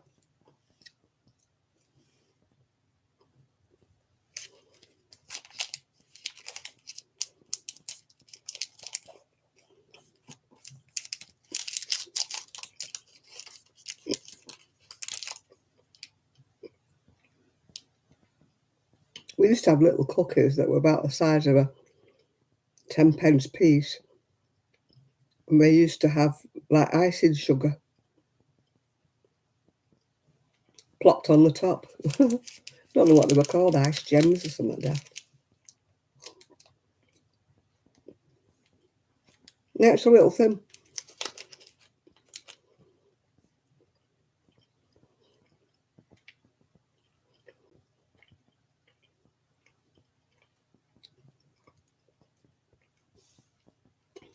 These don't taste like Mars bars, to be quite truthful.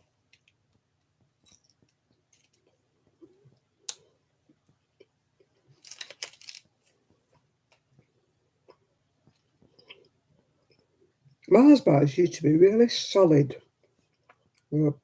Actually, a bigger layer of caramel.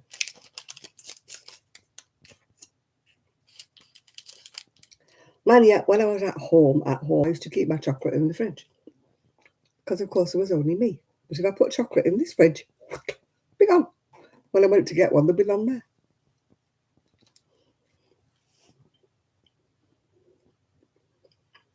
So I have to hide it in my room, which is not best.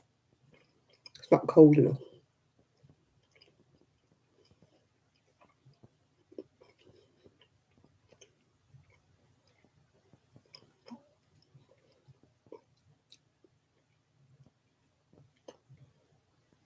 What, 95 calories? That's a lot of calories for a little thing like that.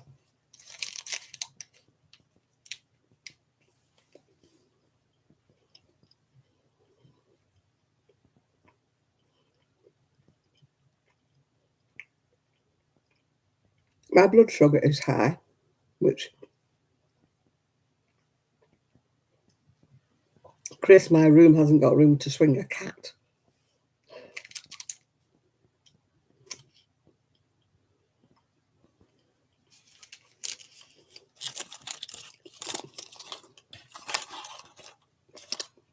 If I had room for a fridge, I would put one in there.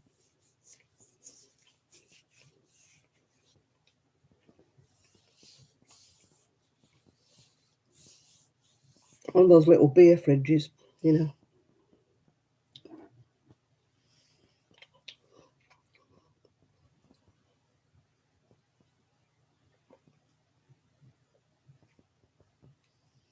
Oh, that's much better. Oh, we have digestive. There's some in the fridge of those. Digestive biscuits. Biscuits. Oh, I've got an itchy back.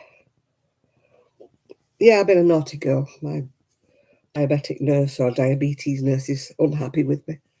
But hey ho. I don't eat a lot of sweet things. I eat them on a Saturday. This is my treat. But I don't really eat them during the week.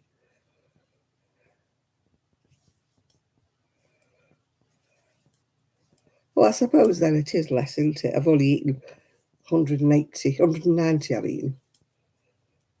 But a full-size Mars bar would have been a lot more satisfying, Nathan. Oh dear, I'm choking again. I don't feel as though I've eaten anything with those two.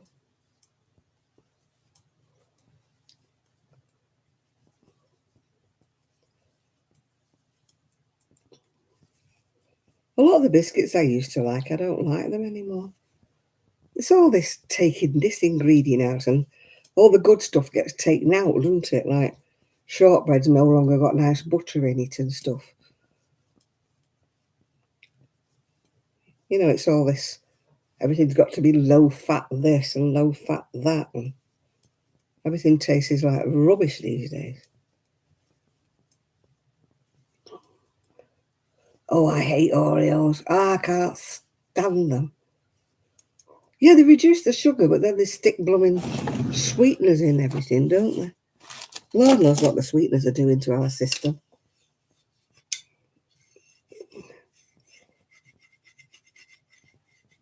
Oreos are disgusting. I'll tell you what's even more disgusting. That blinking chocolate stuff, what's it called? Hershey bars. Oh, they are vile. I can't understand why anybody likes eating them. A Hershey bar. If that's the best chocolate you've got in the US, I feel bloody sorry for you. Hershey's is awful. I don't know what they make it with. Is it corn syrup or something they make it with? That's the trouble with America. Everything's got corn syrup in it. But Hershey bars are vile. I think you'd put corn syrup on your potatoes, wouldn't you, if you could? That's for putting syrup on bacon. Ugh.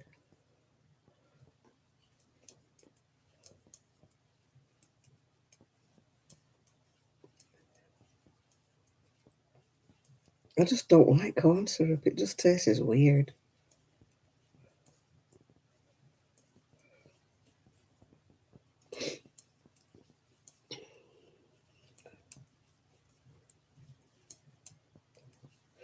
Since we've come out of the EU, I don't know why we can't have our recipes back again that we used to have before the EU said we couldn't have them. I mean, why they said we couldn't have them. You can't have cream in your ice cream. That was the French.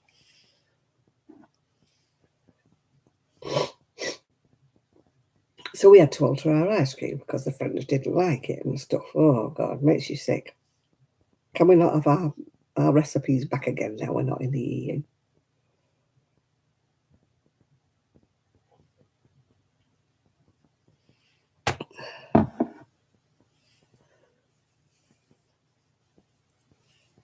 No, they wouldn't let us put cream in ice cream. Something to do with the French, I think. Either the French or the Italians or something or other. They were dictating to us what we had to put in and what we have to put in. It doesn't taste like ice cream anymore. It really doesn't. Not the good old-fashioned yellowy, creamy ice cream. Doesn't taste like, it's all that Mr. Whippy junk. I mean, what the heck that is anybody's guess.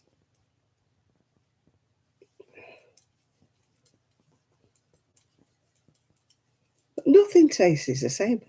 I used to love Horlicks. Now, I don't know what they've done to Horlicks, but it doesn't taste like Horlicks anymore. Horlicks, when you write to them, they say, oh, we haven't changed it. Yes, you have. You have changed it. It doesn't taste like Horlicks anymore. I was brought up on Horlicks, so I know.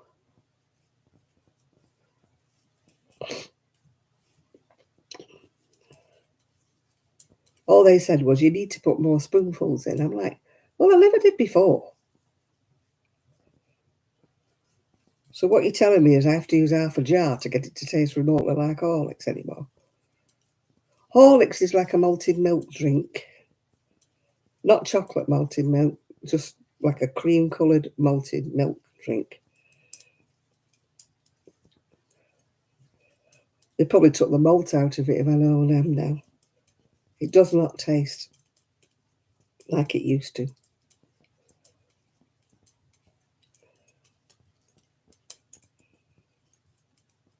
It just tastes weak and watery and horrible now. Yeah, everything tastes in a plastic bottle to me. Cordial used to taste much nicer in a glass bottle.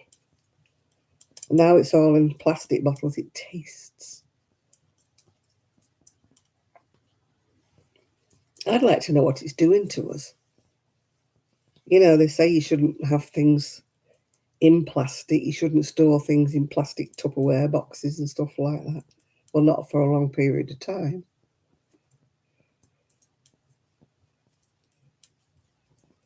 We should move back to glass.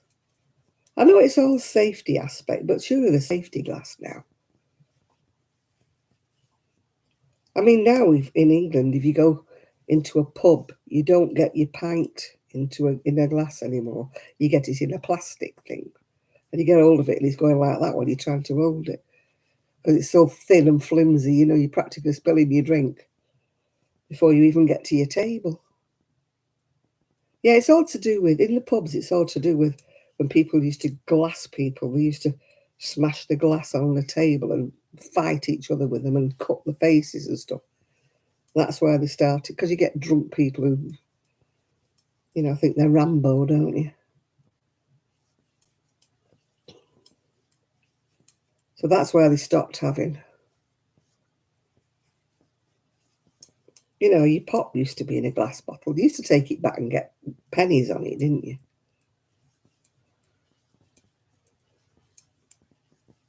It's all to do with you've got too much money in it.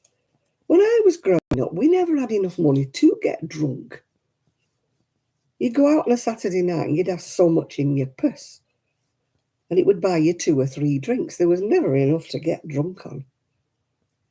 Young people today have too much money. And in any case, they start drinking before they even go out. Yeah. You know, they get leather before they even get out the door. They'll drink a bottle of vodka in the house before they go out.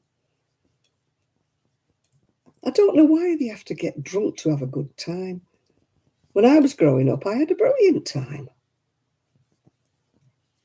Absolutely brilliant time when I never got drunk. In fact, I very rarely drank. I used to drink about a shandy or something like that. I hadn't got the money. Nobody had the money, not me or my friends.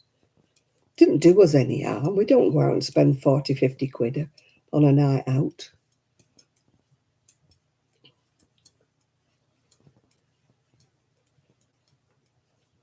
You know, you're thinking to yourself, they'll be saying, oh, we can't get on the housing ladder and stuff like that.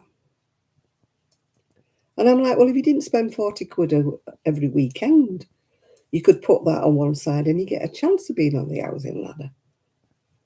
But if you're going to go and piss it up the wall every weekend and then wonder why you can't get a flat when you get, you know,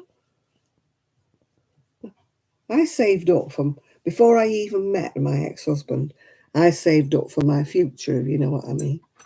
Not much, I must admit. I didn't have a lot put away. But it was like saving for your bottom drawer, as they used to say. Because I knew that one day I would want a house, or I would want a flat, or I would want something.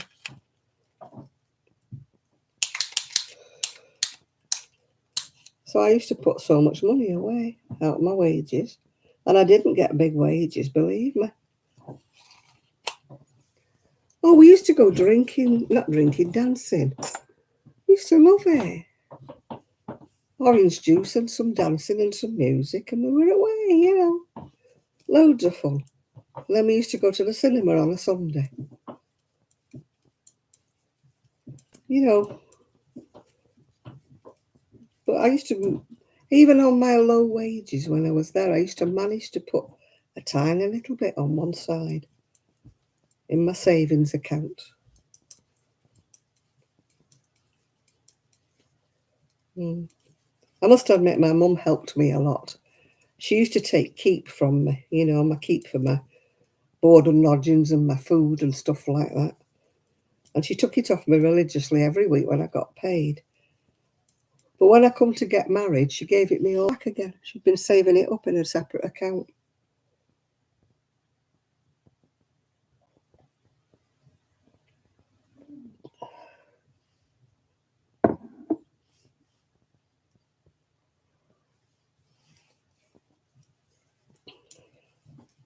So she did help. She did sort me out. Because like I was 21 when I got married. And I'd been given a keep since I started work at, 17, 18, yeah.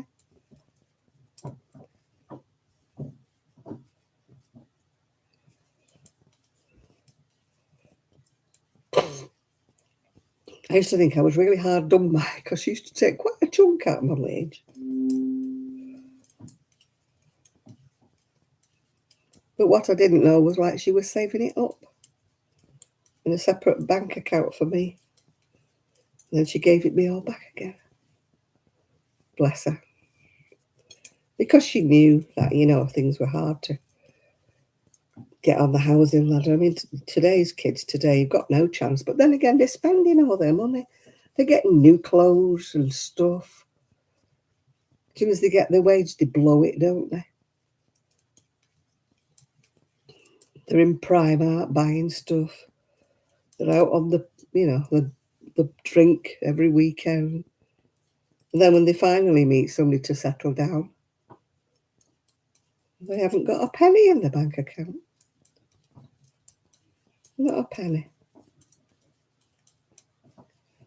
Oh, we used to have propelling pencils. I don't know whether they're the same thing. They used to turn the knob at the end of them, and it used to bring a little bit of lead out each time. Good evening, the Norma. Are you called Norma? Or is it just the Norma?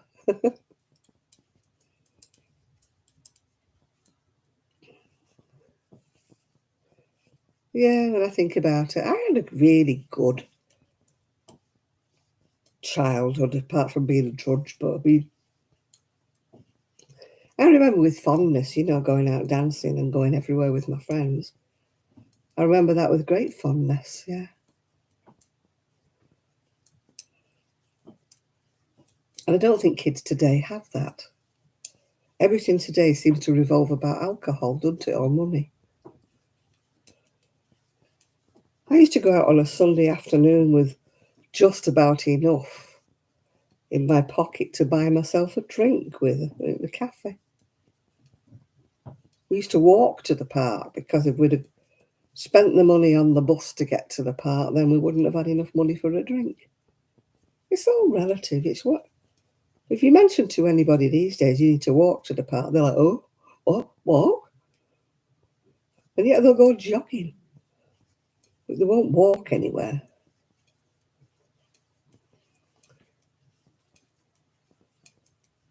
Yeah, I used to have a propelling pencil when I was at school. You had a propelling pencil, didn't you? And a fountain pen that you filled with ink. Well, I did anyway. They started letting us write with biros or, you know, whatever the equivalent is. Oh, my attention's rubbish. Look, it looks like it goes in and out. Look, it's rubbish. Yeah, they started letting us write with biros after a while. But when I first went to school, it was all fountain pens. Hi, Fred. Yeah, 'cause Mama Jane knits with a needle under her arm like you do, Ephraim, yeah?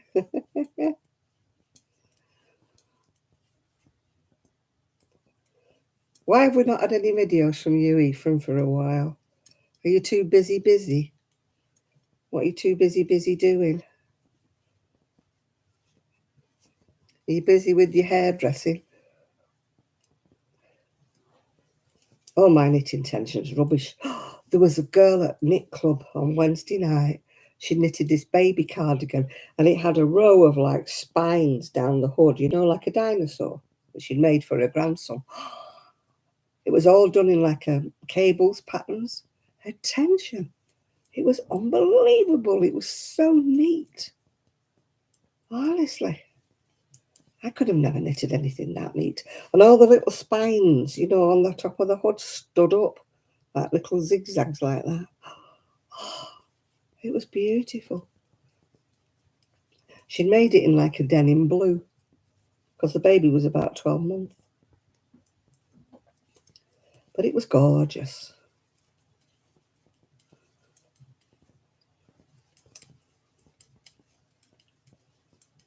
I'm getting rid of some crochet books on eBay if they sell because they're for toddlers and that, and I just don't, yeah. You've been crocheting doilies? Oh, I've never. I've only ever tried to crochet a doily once. My tension's rubbish on anything fine. I can't grip, you know, with them tiny hooks and thin yarn. I can't do it.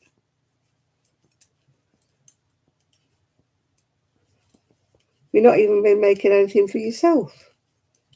I know you used to like wearing your, you know, cardigans you used to make.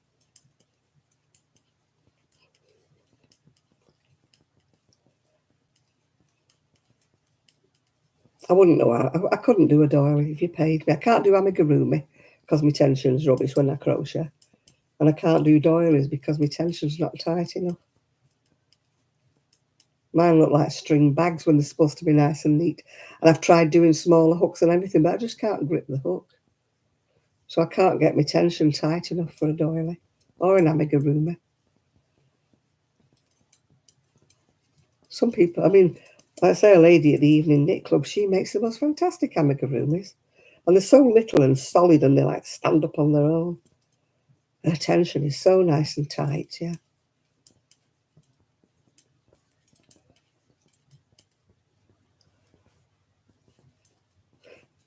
I used to drive my ex-husband potty.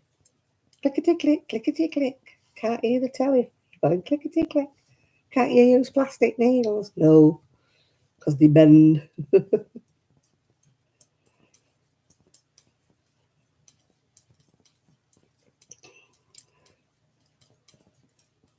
Oh, I've got another sleeve to do when I finish this one. Oh,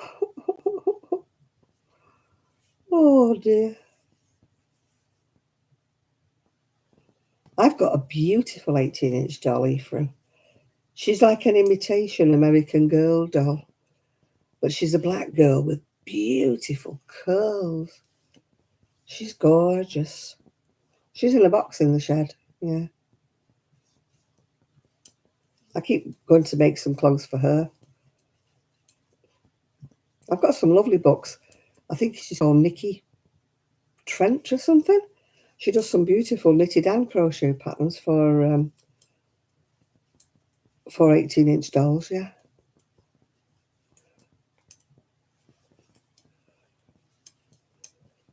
I keep thinking I should make them because I don't really need things for myself. So I should make some for my doll.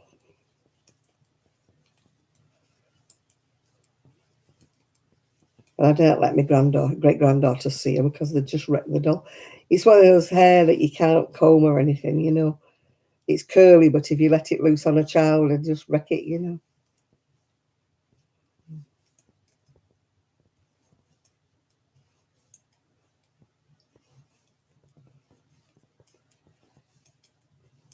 Oh, our Rottweilers used to stink. Yeah. Rosie stinks because she keeps going in the sea. So she stinks of seawater and God knows what when she comes back in. And then she brings a load of sand in and sits on my velvet sofa. Oh, I just love Rosie. But she's been a little trooper while they've been away. She's been my little shadow. She's been giving me loves and kisses, and she's been absolute gorgeous while I've been gone. She attaches herself to me when they're not in. It's just me and her and Thug. But yeah, she's just an angel. But I wish she could stop barking and growling at people. She's been to 2 lots of puppy classes and we can't get her out of that. She's so defensive. She hates if anybody comes to the front door. And she won't let anybody in. You have to apologise to friends and shut her in another room. And she just, she's a pain. I don't know why she has to be so defensive. She actually let my ex-husband in today, which was strange. I wouldn't have let my ex-husband in. I'd have kept him at the door. Oh, I think I've done 17 inches. I have. I've done 17 inches. I can read what I have to do next. Tra-la-la-la-la-la. Hey. Hi, Ariel. Now I have to read my pattern now. Let's see what it says. I can read it without my glasses on. Shape as for short sleeves. Right, here we go. To shape the top, knit two together. Right.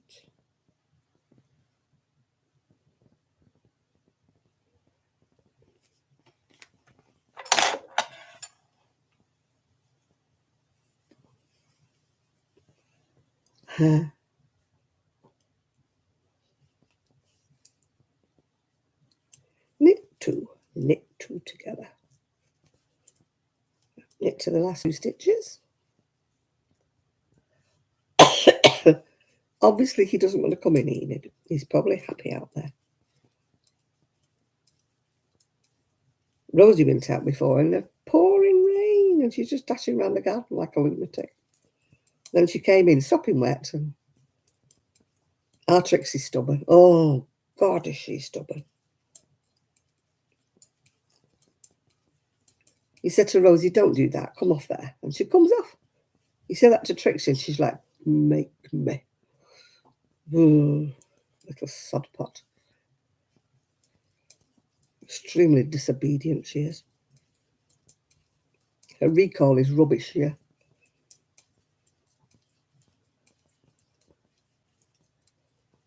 Rosie's recall.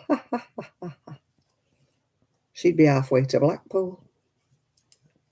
If you let her out the front door, phew, she'd be gone like the wind.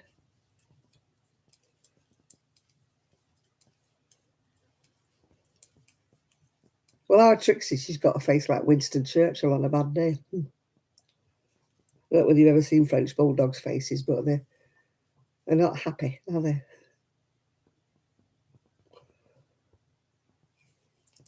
They're like Les Dawson when he takes his teeth out, yeah.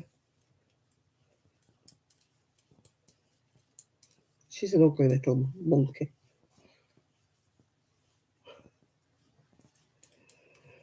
Oh, she is. She's an ugly little thing. And people say, oh, isn't she sweet? Hasn't she got a lovely face? And I'm like, no, she's ugly. Hi, Rebecca. I cannot honestly look her in the face and say she's pretty. If you've ever looked at French Bulldog, she is not pretty at all. Whoever says that is lying.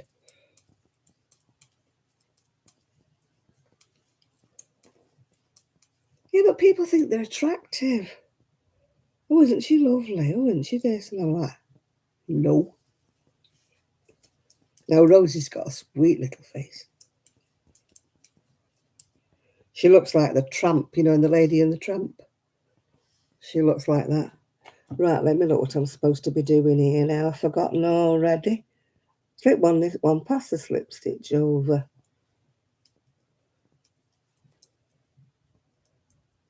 Knit 2. Next row, purl. Right, okay. I'm getting giddy now. I'm on the decreases for the sleeve.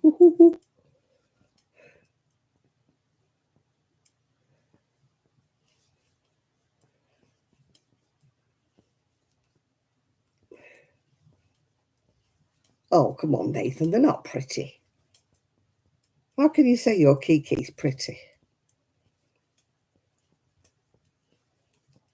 They've got a face, haven't they, like Les Dawson on a bad day.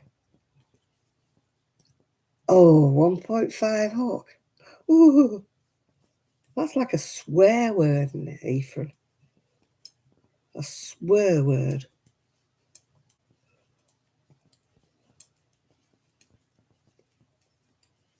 I need to make some little things because I want to do my doll's house. I need to paint my doll's house.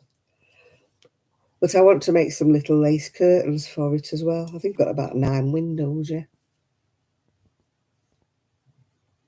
Oh, they're not cute, Nathan. Come on. You're just biased because you got one.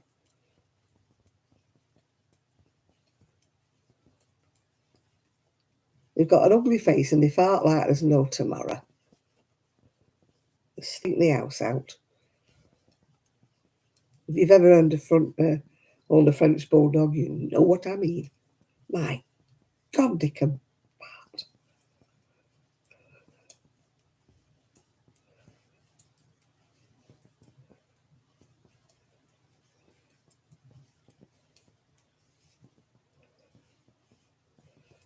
When my Buster used to fart, he used to look at me. Then he used to look at me and stare as if, was that you? And I used to say, oh, it was you. It's you the one who's just done it. And if he used to do one that made a sound, he used to be putting his head on one side, like, what was that? Oh, but don't they stink, Nathan? Come on, you've got to admit they stink. French bulldogs are nasty. They can clear a room. Yeah, Buster used to do that. He used to go, and then he'd go and look at me. Was that you? No, Buster, it was you.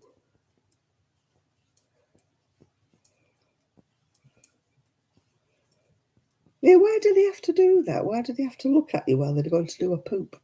Buster used to do that in the garden. He used to turn around to face me like, look at me, Mummy, aren't I clever? I'm doing a poop. Yeah, that's fine. Do it on your own.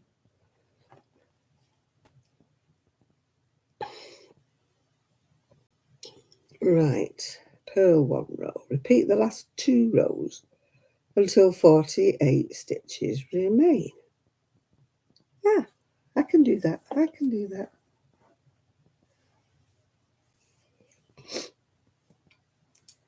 Oh, I'm choking. Oh, God, I'm choking.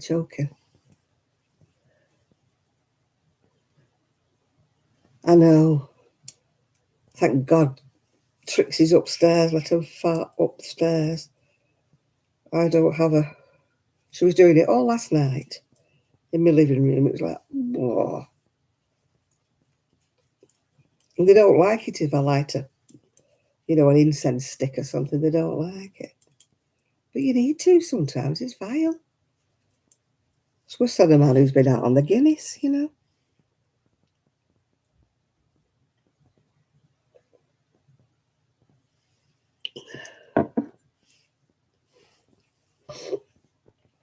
Oh, I'm choking.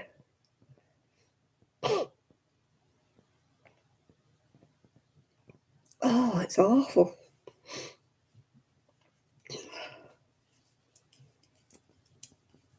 I'll be glad when they find out what's wrong with me. I've got to go. I've got 2 appointments on Thursday. I've got my nurse who's going to tell me what she's going to do. Then I've got my CPAP machine. I've got to take that to the hospital. And then I had a letter about my eyes. There's nothing wrong with my eyes, diabetically speaking, but they found a problem with them, which they haven't said what it is. So they referred me to the hospital again. It's a bit worrying, isn't it? I said to the diabetic nurse, I said, what is this problem with my eyesight? What is it? And she says, oh, well, you'll know when they tell you. I thought, oh, you're a lot of help.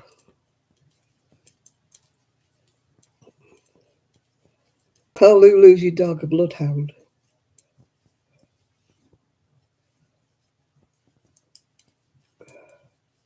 I'm on the decrease, people. Oh.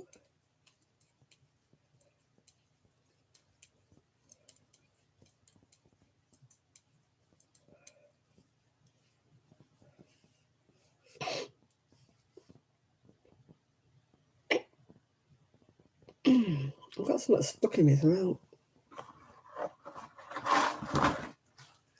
Excuse me, people.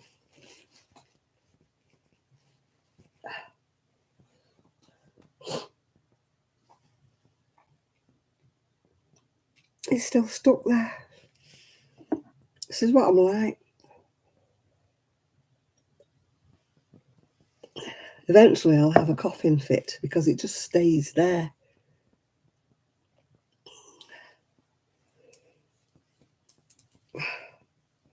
It like won't come up and it won't go down even with me. A bit too much information, isn't it? But you know what I mean.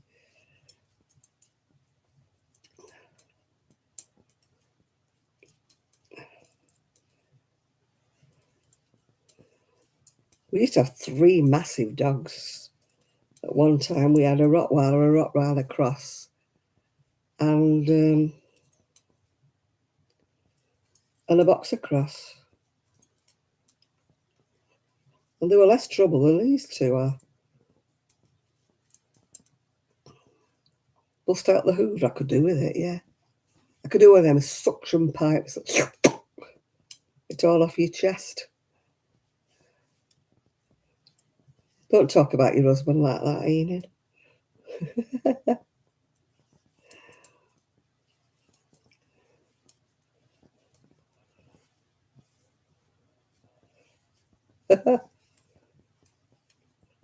Oh God, my ex-husband come back with them from the tattoo and he walked right in here. Hello, how are you? Go away. Should have locked myself in the bathroom.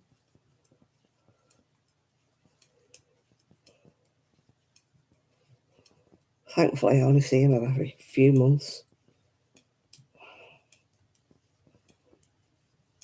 I'm like that, trying to be civil, you know.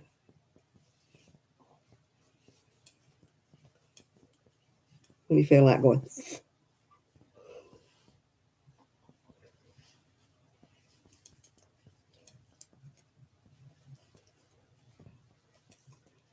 Yeah, they're one-man dogs, some of them, aren't they? Our 2 dogs really are Trish's kind of dogs, you know. But they put up with me when there's nobody else, yeah. I'm definitely low down in the pecking order. It's Trish, then it's Ian, then it's me. It's like I'm the last port in the storm, if you know what I mean. Oh God, it's Grandma again. But I must admit, Rosie's realised that Grandma cuddles her and spoils her and tells her she's beautiful. So Rosie's got to like me now.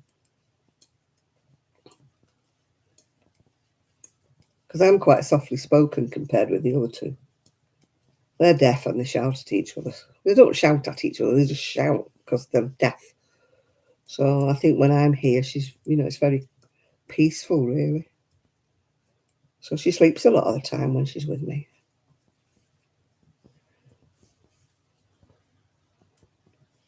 But my top of my legs is so sore because the little one just lands on you. She just jumps and lands.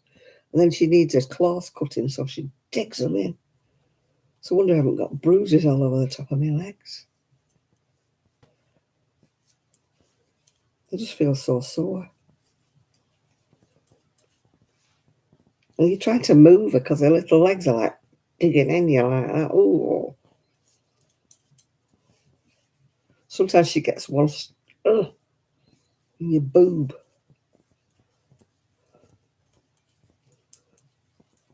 That's why I call her Thug.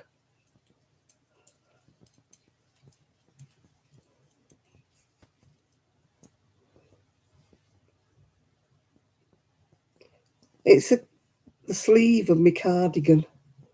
I've got one more sleeve to go. It's took me forever, Nancy, to do this.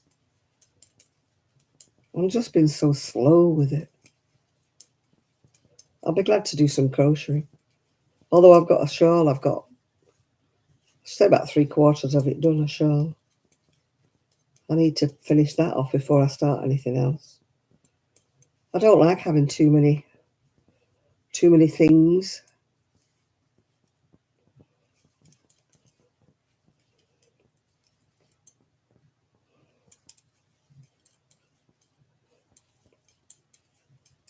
I needed a hat for myself, but my wool was slidey and my needles were slidey, and it was a nightmare.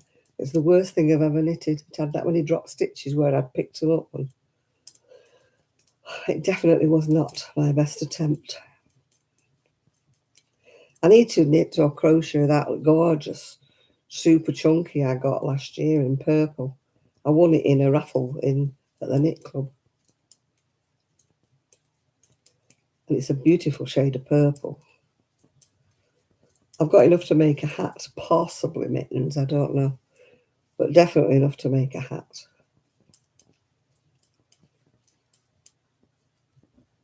Oh, that's nice of her, Lulu. She's good to me as Granny D.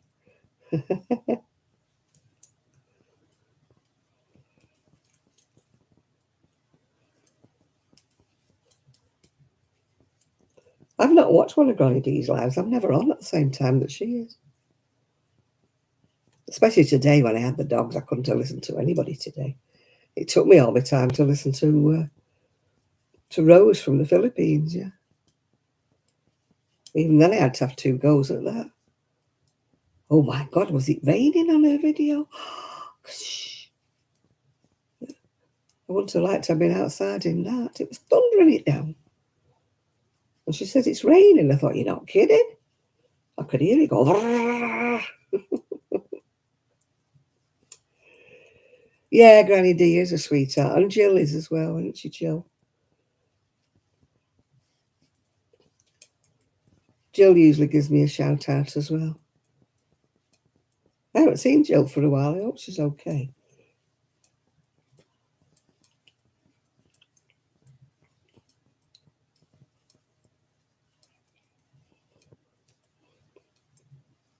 I see her come up on my...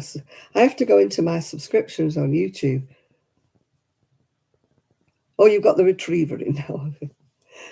I have to go into my subscriptions on YouTube to find out who's made a video because I don't get any notifications anymore. I used to get notifications. I used to get them on my email, but for some reason or other they stopped it. So now you've actually got to actively go into your subscriptions and have a look and see who's made a video, which means I miss a lot of people. I see a lot of people's videos and I don't want to watch them. You know, the ones who make 94 videos a week, yeah. But the other ones I never see, yeah.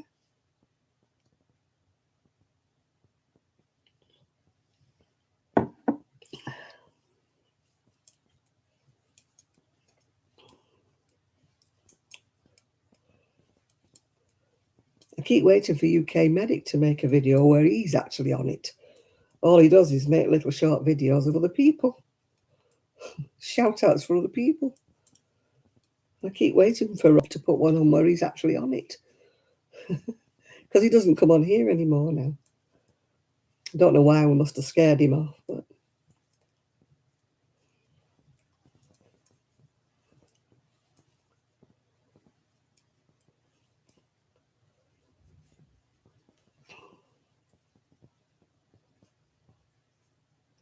la la.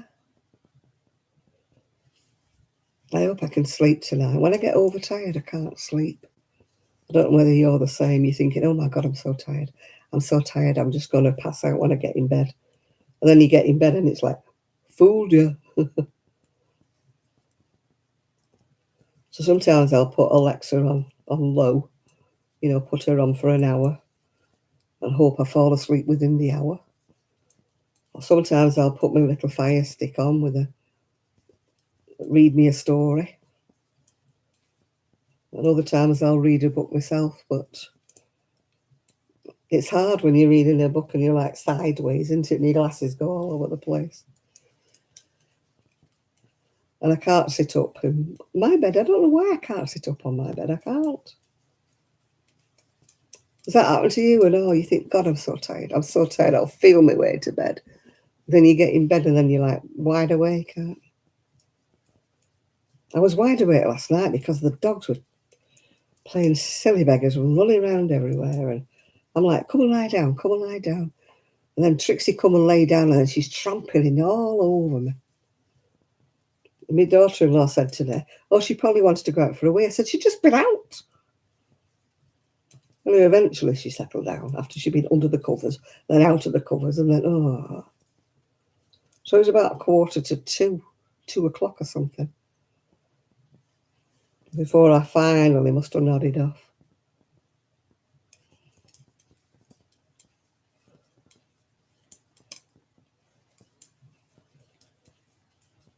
Yeah, I'm all right. I listened to a book on my fire stick thingy-majig, whatever you want to call it, tablet thing. But then it doesn't switch off when the book's finished. I only have short stories. Then it goes on to the next one, and then sometimes I'll wake up and think, what the heck? And it's droning on there. I wish it would just play one and then switch itself off. At least with Alexa, you can tell it to play music for an hour, can't you? Then it shuts off. But that doesn't always make me go to sleep because I start singing along with the song. I even had it playing rain one day because I thought rain always makes me go to sleep. And I can't hear the rain in my bedroom because I'm not in between two rooms. And but it didn't make me go to sleep. I used to love lying in bed listening to the rain when I was in my other house. Best of all was my mum's caravan. It used to drum on the roof and I used to love it. I used to fall asleep, no problem there. Oh, I'd want to get up and have a wee then, Chris. I can't be with fountains. Waterfalls and fountains make me want to wee. So if I heard a river, rain doesn't. Rain drumming doesn't bother me at all.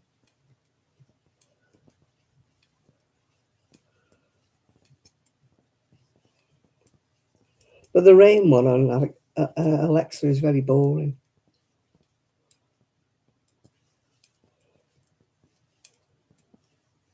It just drums with rain, but there's no break.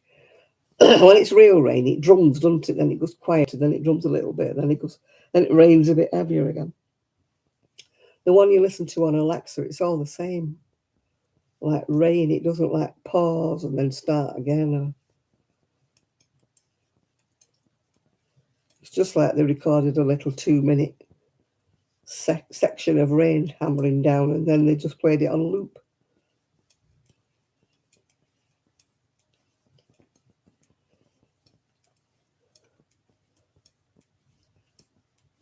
Hello, Evie. How are you?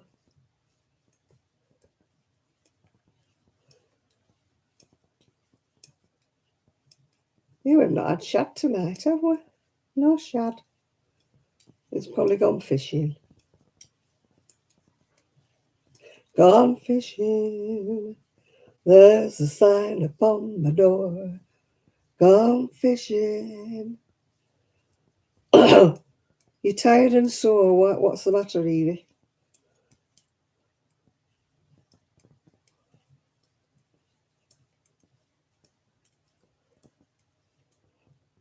What you been doing to get tired and sore?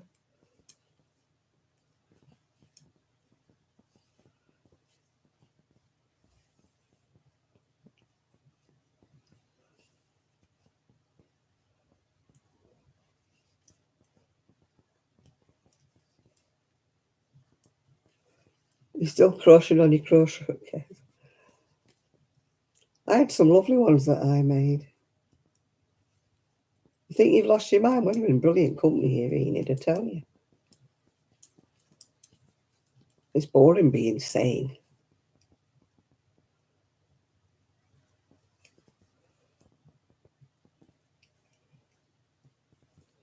Who wants to be sane in this world? I don't. I want to be thought of when I get old of like, oh my God, what's she going to do next? Not what a sweet old lady. I don't want to be one of them.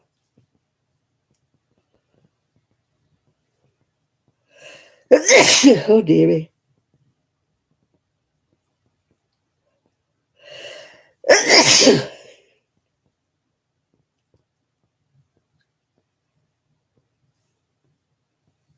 Oh, thank you, Isaac.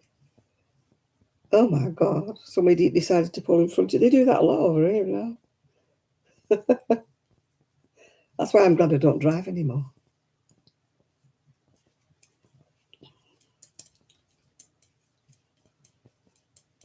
It's bad enough driving a mobility scooter. People like that on their phones walk right into you and then they glare at you like it's your fault. Oh, whiplash is fun. You've had that a couple of times.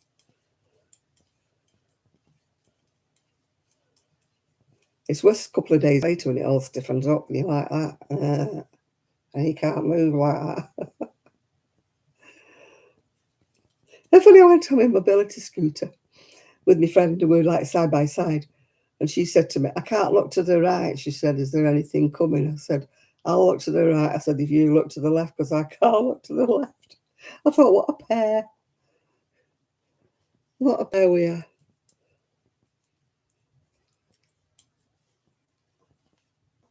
Oh, whiplash is, takes ages to go away, I know. You have to have a warm bath and rub some stuff on your neck and top of your back even. Or get a hot water bottle or a hot pad thing and put it at the back of your neck.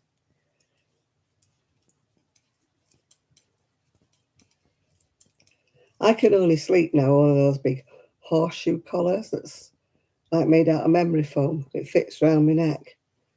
I can't sleep if I don't have that. Even though I've got a pillow, I have to have this round my neck. That's the only way I can get to sleep now.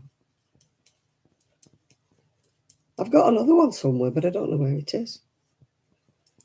I had two of them. I had one for downstairs and one for up.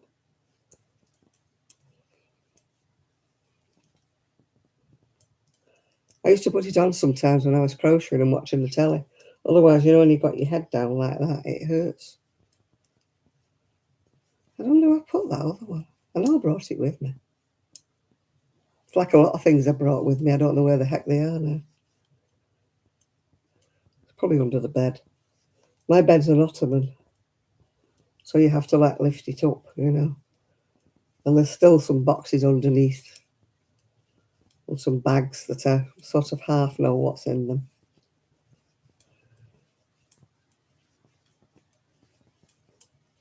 I've still got my cough, Evie. I don't know about the others. Can't get rid of it. It's worse when I lie down. Oh dear, it's all fun, isn't it? As long as we all keep breathing. Enid's got a bad knee and a bad ankle. I don't know what Chris has got. Probably the same as usual, his back. I don't know if anybody else is suffering with anything. More than usual.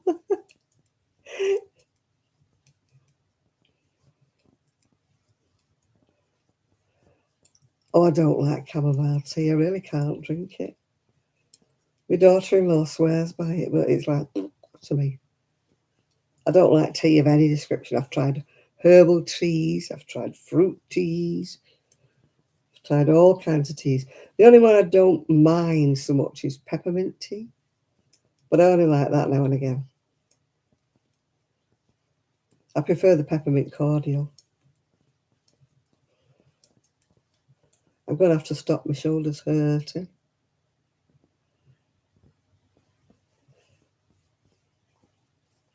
Kelly used to drink something called sleepy tea. I don't know what the heck that was. Probably a bit like chamomile. She used to swear by her sleepy tea.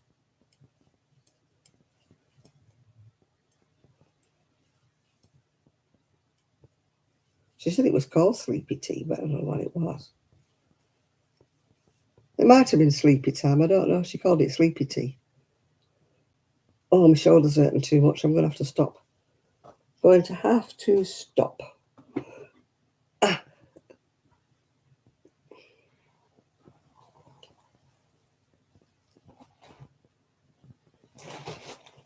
I'll put it in my bag.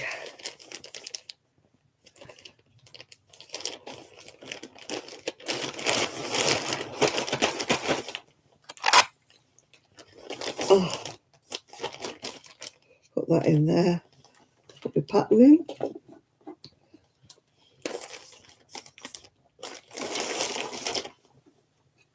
Put my roll counter in and zip it up.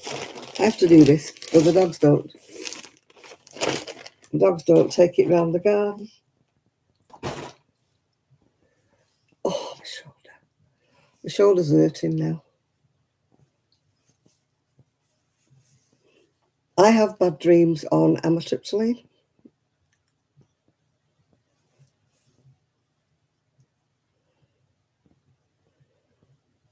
Yeah, I can't take amitriptyline. They give me that to relax my muscles, but that sends me really bad dreams. And I mean, they're so realistic. When I wake up, I'm like really glad I'm not in them, if you know what I mean.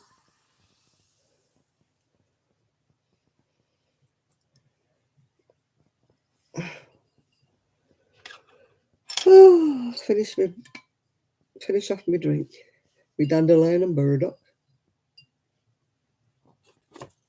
Last of the big drinkers. Yeah, it knocks me out, but it gives me really vile dreams, seeing it. You know, I mean, really violent, vile dreams. They're not even nice dreams.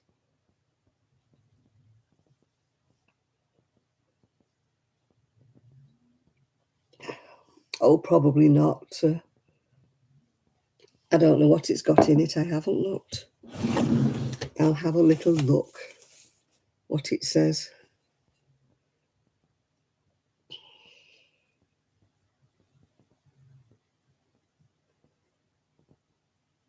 It doesn't say.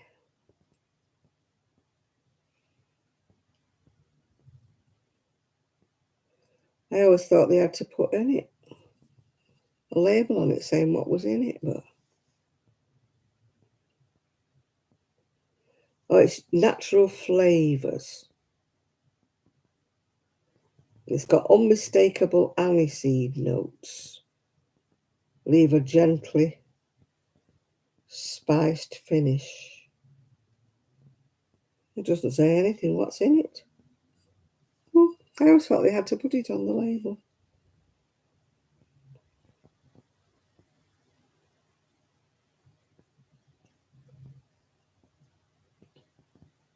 No, it's just telling you who's made it and where it's coming from and all that jazz. But no, it doesn't tell you anywhere what's in it. It's a mystery.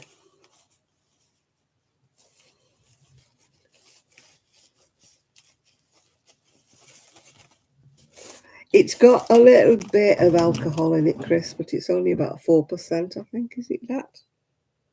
4%, so whatever. It's certainly not very alcoholic.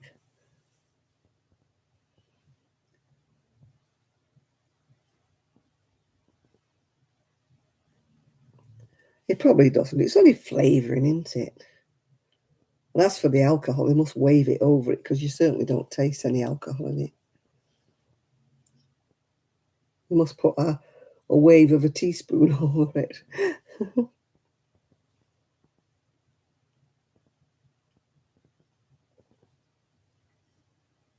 It says it's 4%, but I've never felt the slightest bit tipsy when I've drunk one. It just tastes like dandelion and burdock pop to me. It doesn't taste any differently. Oh, my corset is digging in me. Oh,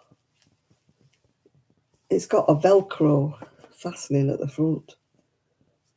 And after a while, the Velcro starts really digging in me. I think actually I put a bit of weight on around my middle so it doesn't meet anymore. Well, it does, but it's under too much strain, if you're with me. So I've had to undo it. Hopefully it'll still keep me back warm because it's neoprene. It's about that wide and it's neoprene. I've got another one under the bed somewhere, but that's just an ordinary elasticated back support. I prefer this one, but it's just not quite wide enough anymore. I bought it years ago when I was a lot slimmer. I didn't wear it for ages because I'd put on so much weight.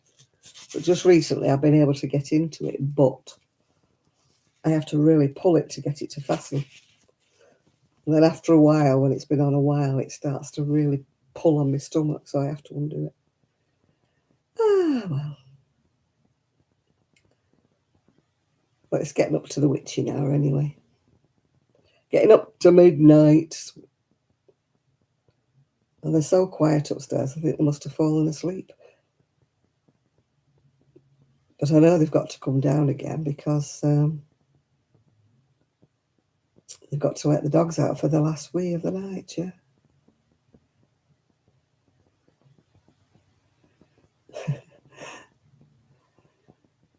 Yeah, I've lost, it's funny, I was saying I've lost, since before I came here, altogether I've lost 3 stone, which if you're in US, it's 3 times £14. And I've only come down a dress size. I think it's because of my stomach and my waist that's kind of never gone down. The rest of me's gone down. It must have done to lose 3 stone. But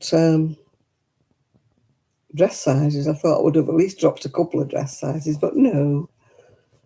I was a size 24 before. That's UK, not US. I think I'd be about a 20 in US because you size differently.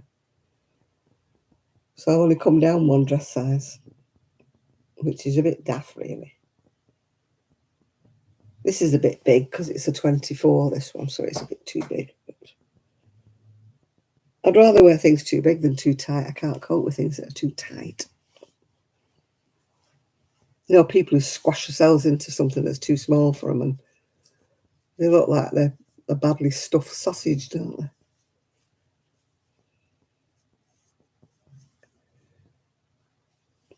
It's only very flimsy, this. It's like you can see right through it, really. That's why I have to wear a little vestic and things underneath it, because you can see straight through it.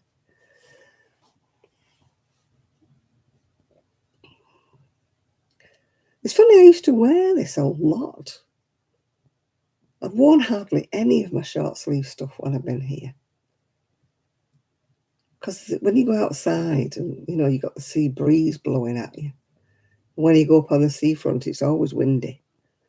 So I've got a rail full of short sleeve things, and I'm thinking I need to knit cardigans to go with them because there's no way I'm going to wear them. Hi, Denise.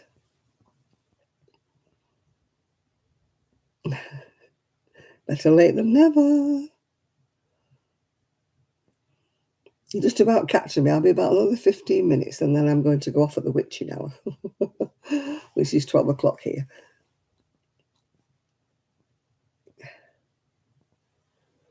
Because the doggies had me up this morning at some ungodly hour, 5:45 or something. So even though I'm tired, we're just discussing that I'll probably go in bed and be wide awake. I can do that. I can be absolutely dropping like that. And I'm saying, right, people, I'm going now because it's time to bed. Then I get in bed and I'm like, hello, fooled ya. You're not tired at all, fooled ya.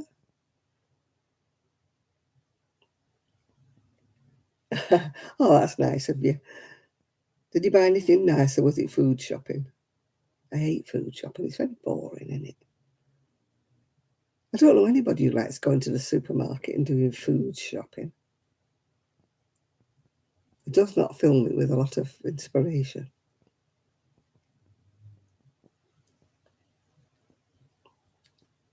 Because I put loads of things in my trolley that I don't really need. Then you finish up throwing them away because you haven't had them and the sell-by date's gone past. Yeah. Oh, they say you shouldn't go when you're starving because you buy silly things. I buy way too much silly stuff because I'm not in charge of the shopping here. It's my daughter-in-law that does it. I buy loads of things that I think, oh, that looks nice, and then it finishes up getting thrown away because my daughter-in-law's cooked me something different and I haven't eaten it.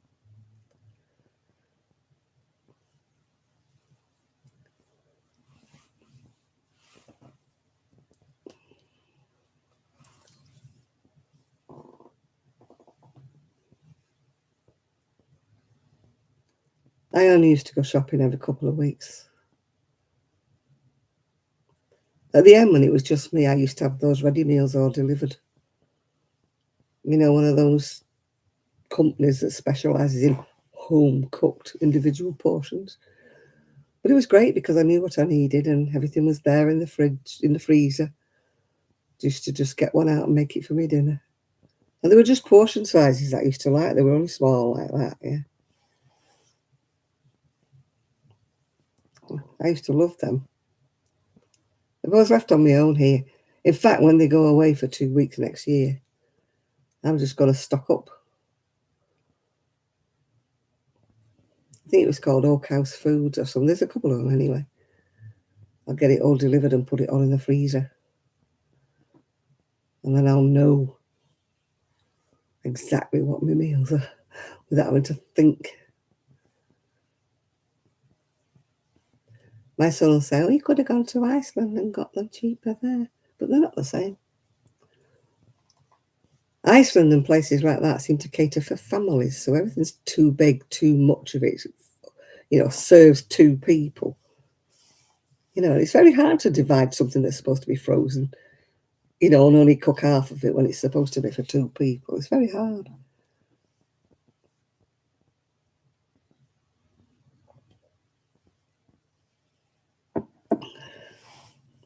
But I will. Next time they go away, I'm going to get... I don't think they're going away until...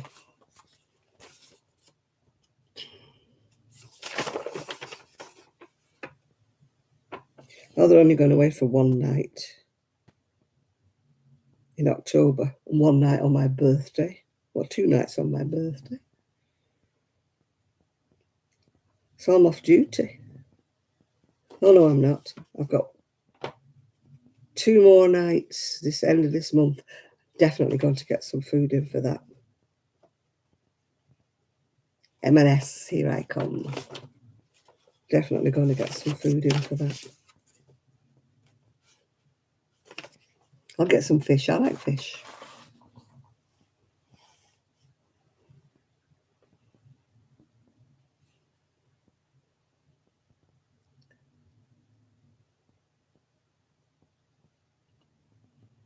Yeah, some people get really upset. I mean, when it's you're new on a job, you really are slow. It doesn't help if you get somebody in that's, giving it that. I mean, the last time I went shopping before I moved here, my card didn't work. It was the machine's fault, not my credit. The machine just packed up in the middle of doing it. And the woman behind me, the Polish couple, giving it. And I said to him, excuse me. I said, it's not my fault. I said, the machine's broke down. So they moved me onto another till with all my stuff. So I had to go through the till again. I don't know what happened to them. They were still beep, beep, beep, beep, beep, beep, beep, beep, beep. I thought it wasn't my fault. It wasn't the girl's fault. The machine broke down in the middle of her doing a transaction. Marks and Spencer's doesn't have, they only have food, yeah. Oh, I know. I went into B&M Bargains the other day. That's a sort of a cheap store here. And this bloke, he was a grumpy old sod, and he was just throwing all my stuff down. And before I had time to pack it, he started throwing this other woman's stuff down. It was all piled up on top of mine. I should have wrote and complained about him because it was really bad, that. You know.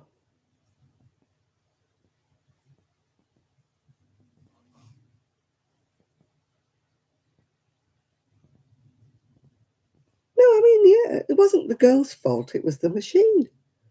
Things happen. Things break down, don't they? She was giving it me as if it was my fault. I said, excuse me, it's not the fact I don't have any money in my account. The machine's broken down. You know, she was like, yeah, yeah, yeah, yeah, yeah, yeah, yeah. As if it was me that had no credit, if you know what I mean. As if it was my fault. That, you know, my card had been rejected or something. It wasn't that at all. It just broke down. When they moved me to another till, it just worked fine, yeah.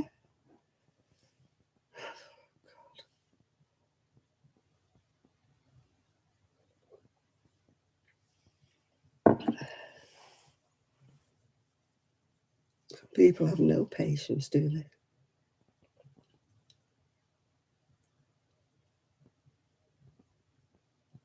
I mean, what good did it do, ranty tanty? Because this woman who was trying to sort it out, this supervisor, she said to this couple, just move to another till. Because even if we sort this lady out and moved her, it's broken. It's not going to accept your card. And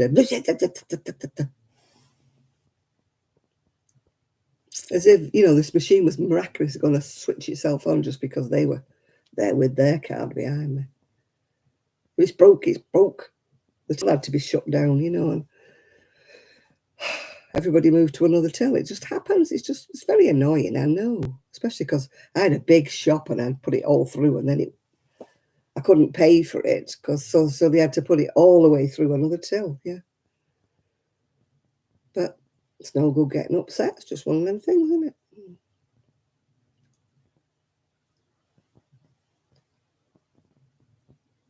But there's, you know, some people have got absolutely no patience whatsoever.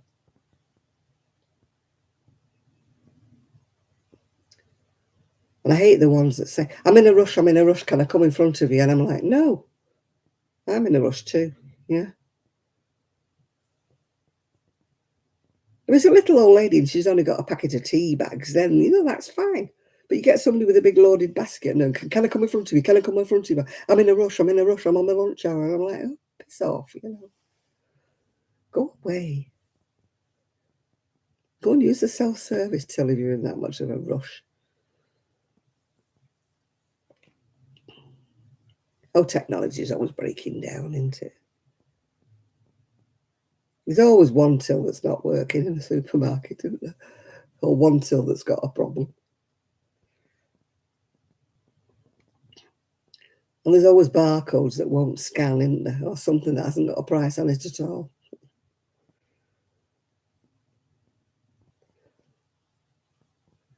I won't go through those self-service things. I won't. Yeah, I'm getting tired. I'm going to go. I've got 5 more minutes till midnight and then I'm going to go, yeah. Can you tell my eyes are going baggy, aren't they? Oh, it happens over here as well, Chris, yeah. Always seems to happen at rush hour or lunch hour. The till girls have all gone on their lunch, you know, and then you get the big rush of people coming in, shopping on their lunch hour, yeah. But excuse me, like, you know, it's your lunch hour and you know you've only got an hour, don't be doing a big shop. Yeah, I find all the stuff with no price on. And it owes everybody up because they're going, excuse me, do you know how much this is? Or you pick up the one item that hasn't got a label on it, yeah.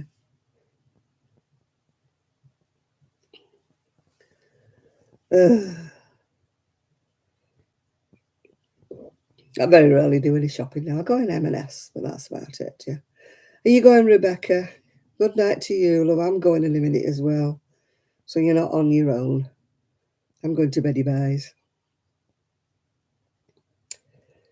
See if I can get some sleep. I'm absolutely knackered, but I know I won't sleep. Take all my stuff in, out of the way of the dogs. Put my knitting away in case the dogs get it. Even though it is zipped up in a zipper bag. It's taking me so long with my knitting, I'd hate it to go anything go wrong with it, dragging it. They dragged my yellow cardigan all the way around the garden the other day and I'd only just washed it. So I had to put it back in the washing machine again. Luckily, they didn't put any holes in it. Right, people, I am going to go now. So, Enid, if you do not put your foot up in a minute and stop doing things, I'm going to come round there and personally slap you. If you tell me next week your knee and your ankle are still swollen, I shall hit you with something heavy. So go and lie down, put your leg up and leave the kids. It won't hurt them if they have a egg on toast or something. Yeah. It won't hurt them at all. Won't hurt your husband to get off his backside and make something, yeah.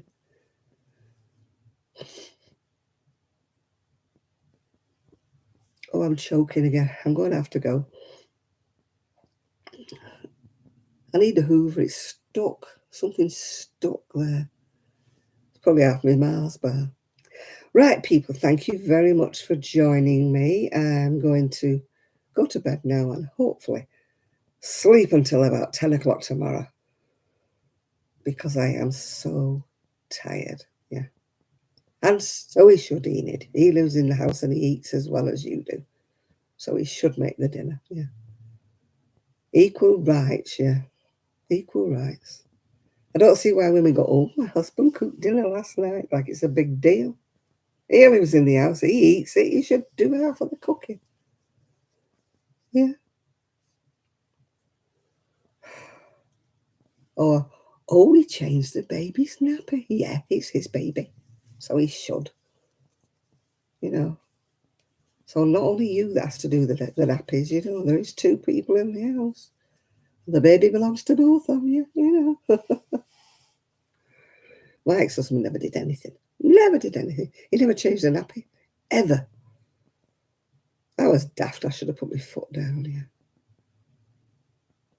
Right, I am going to go. So thank you very much for keeping me company, and I will see you all next week. And hopefully I'll try and do a video in the week because I need to go in the shed again. It's just like haunting me, that shed. It's just such a mess. It needs a good sort out.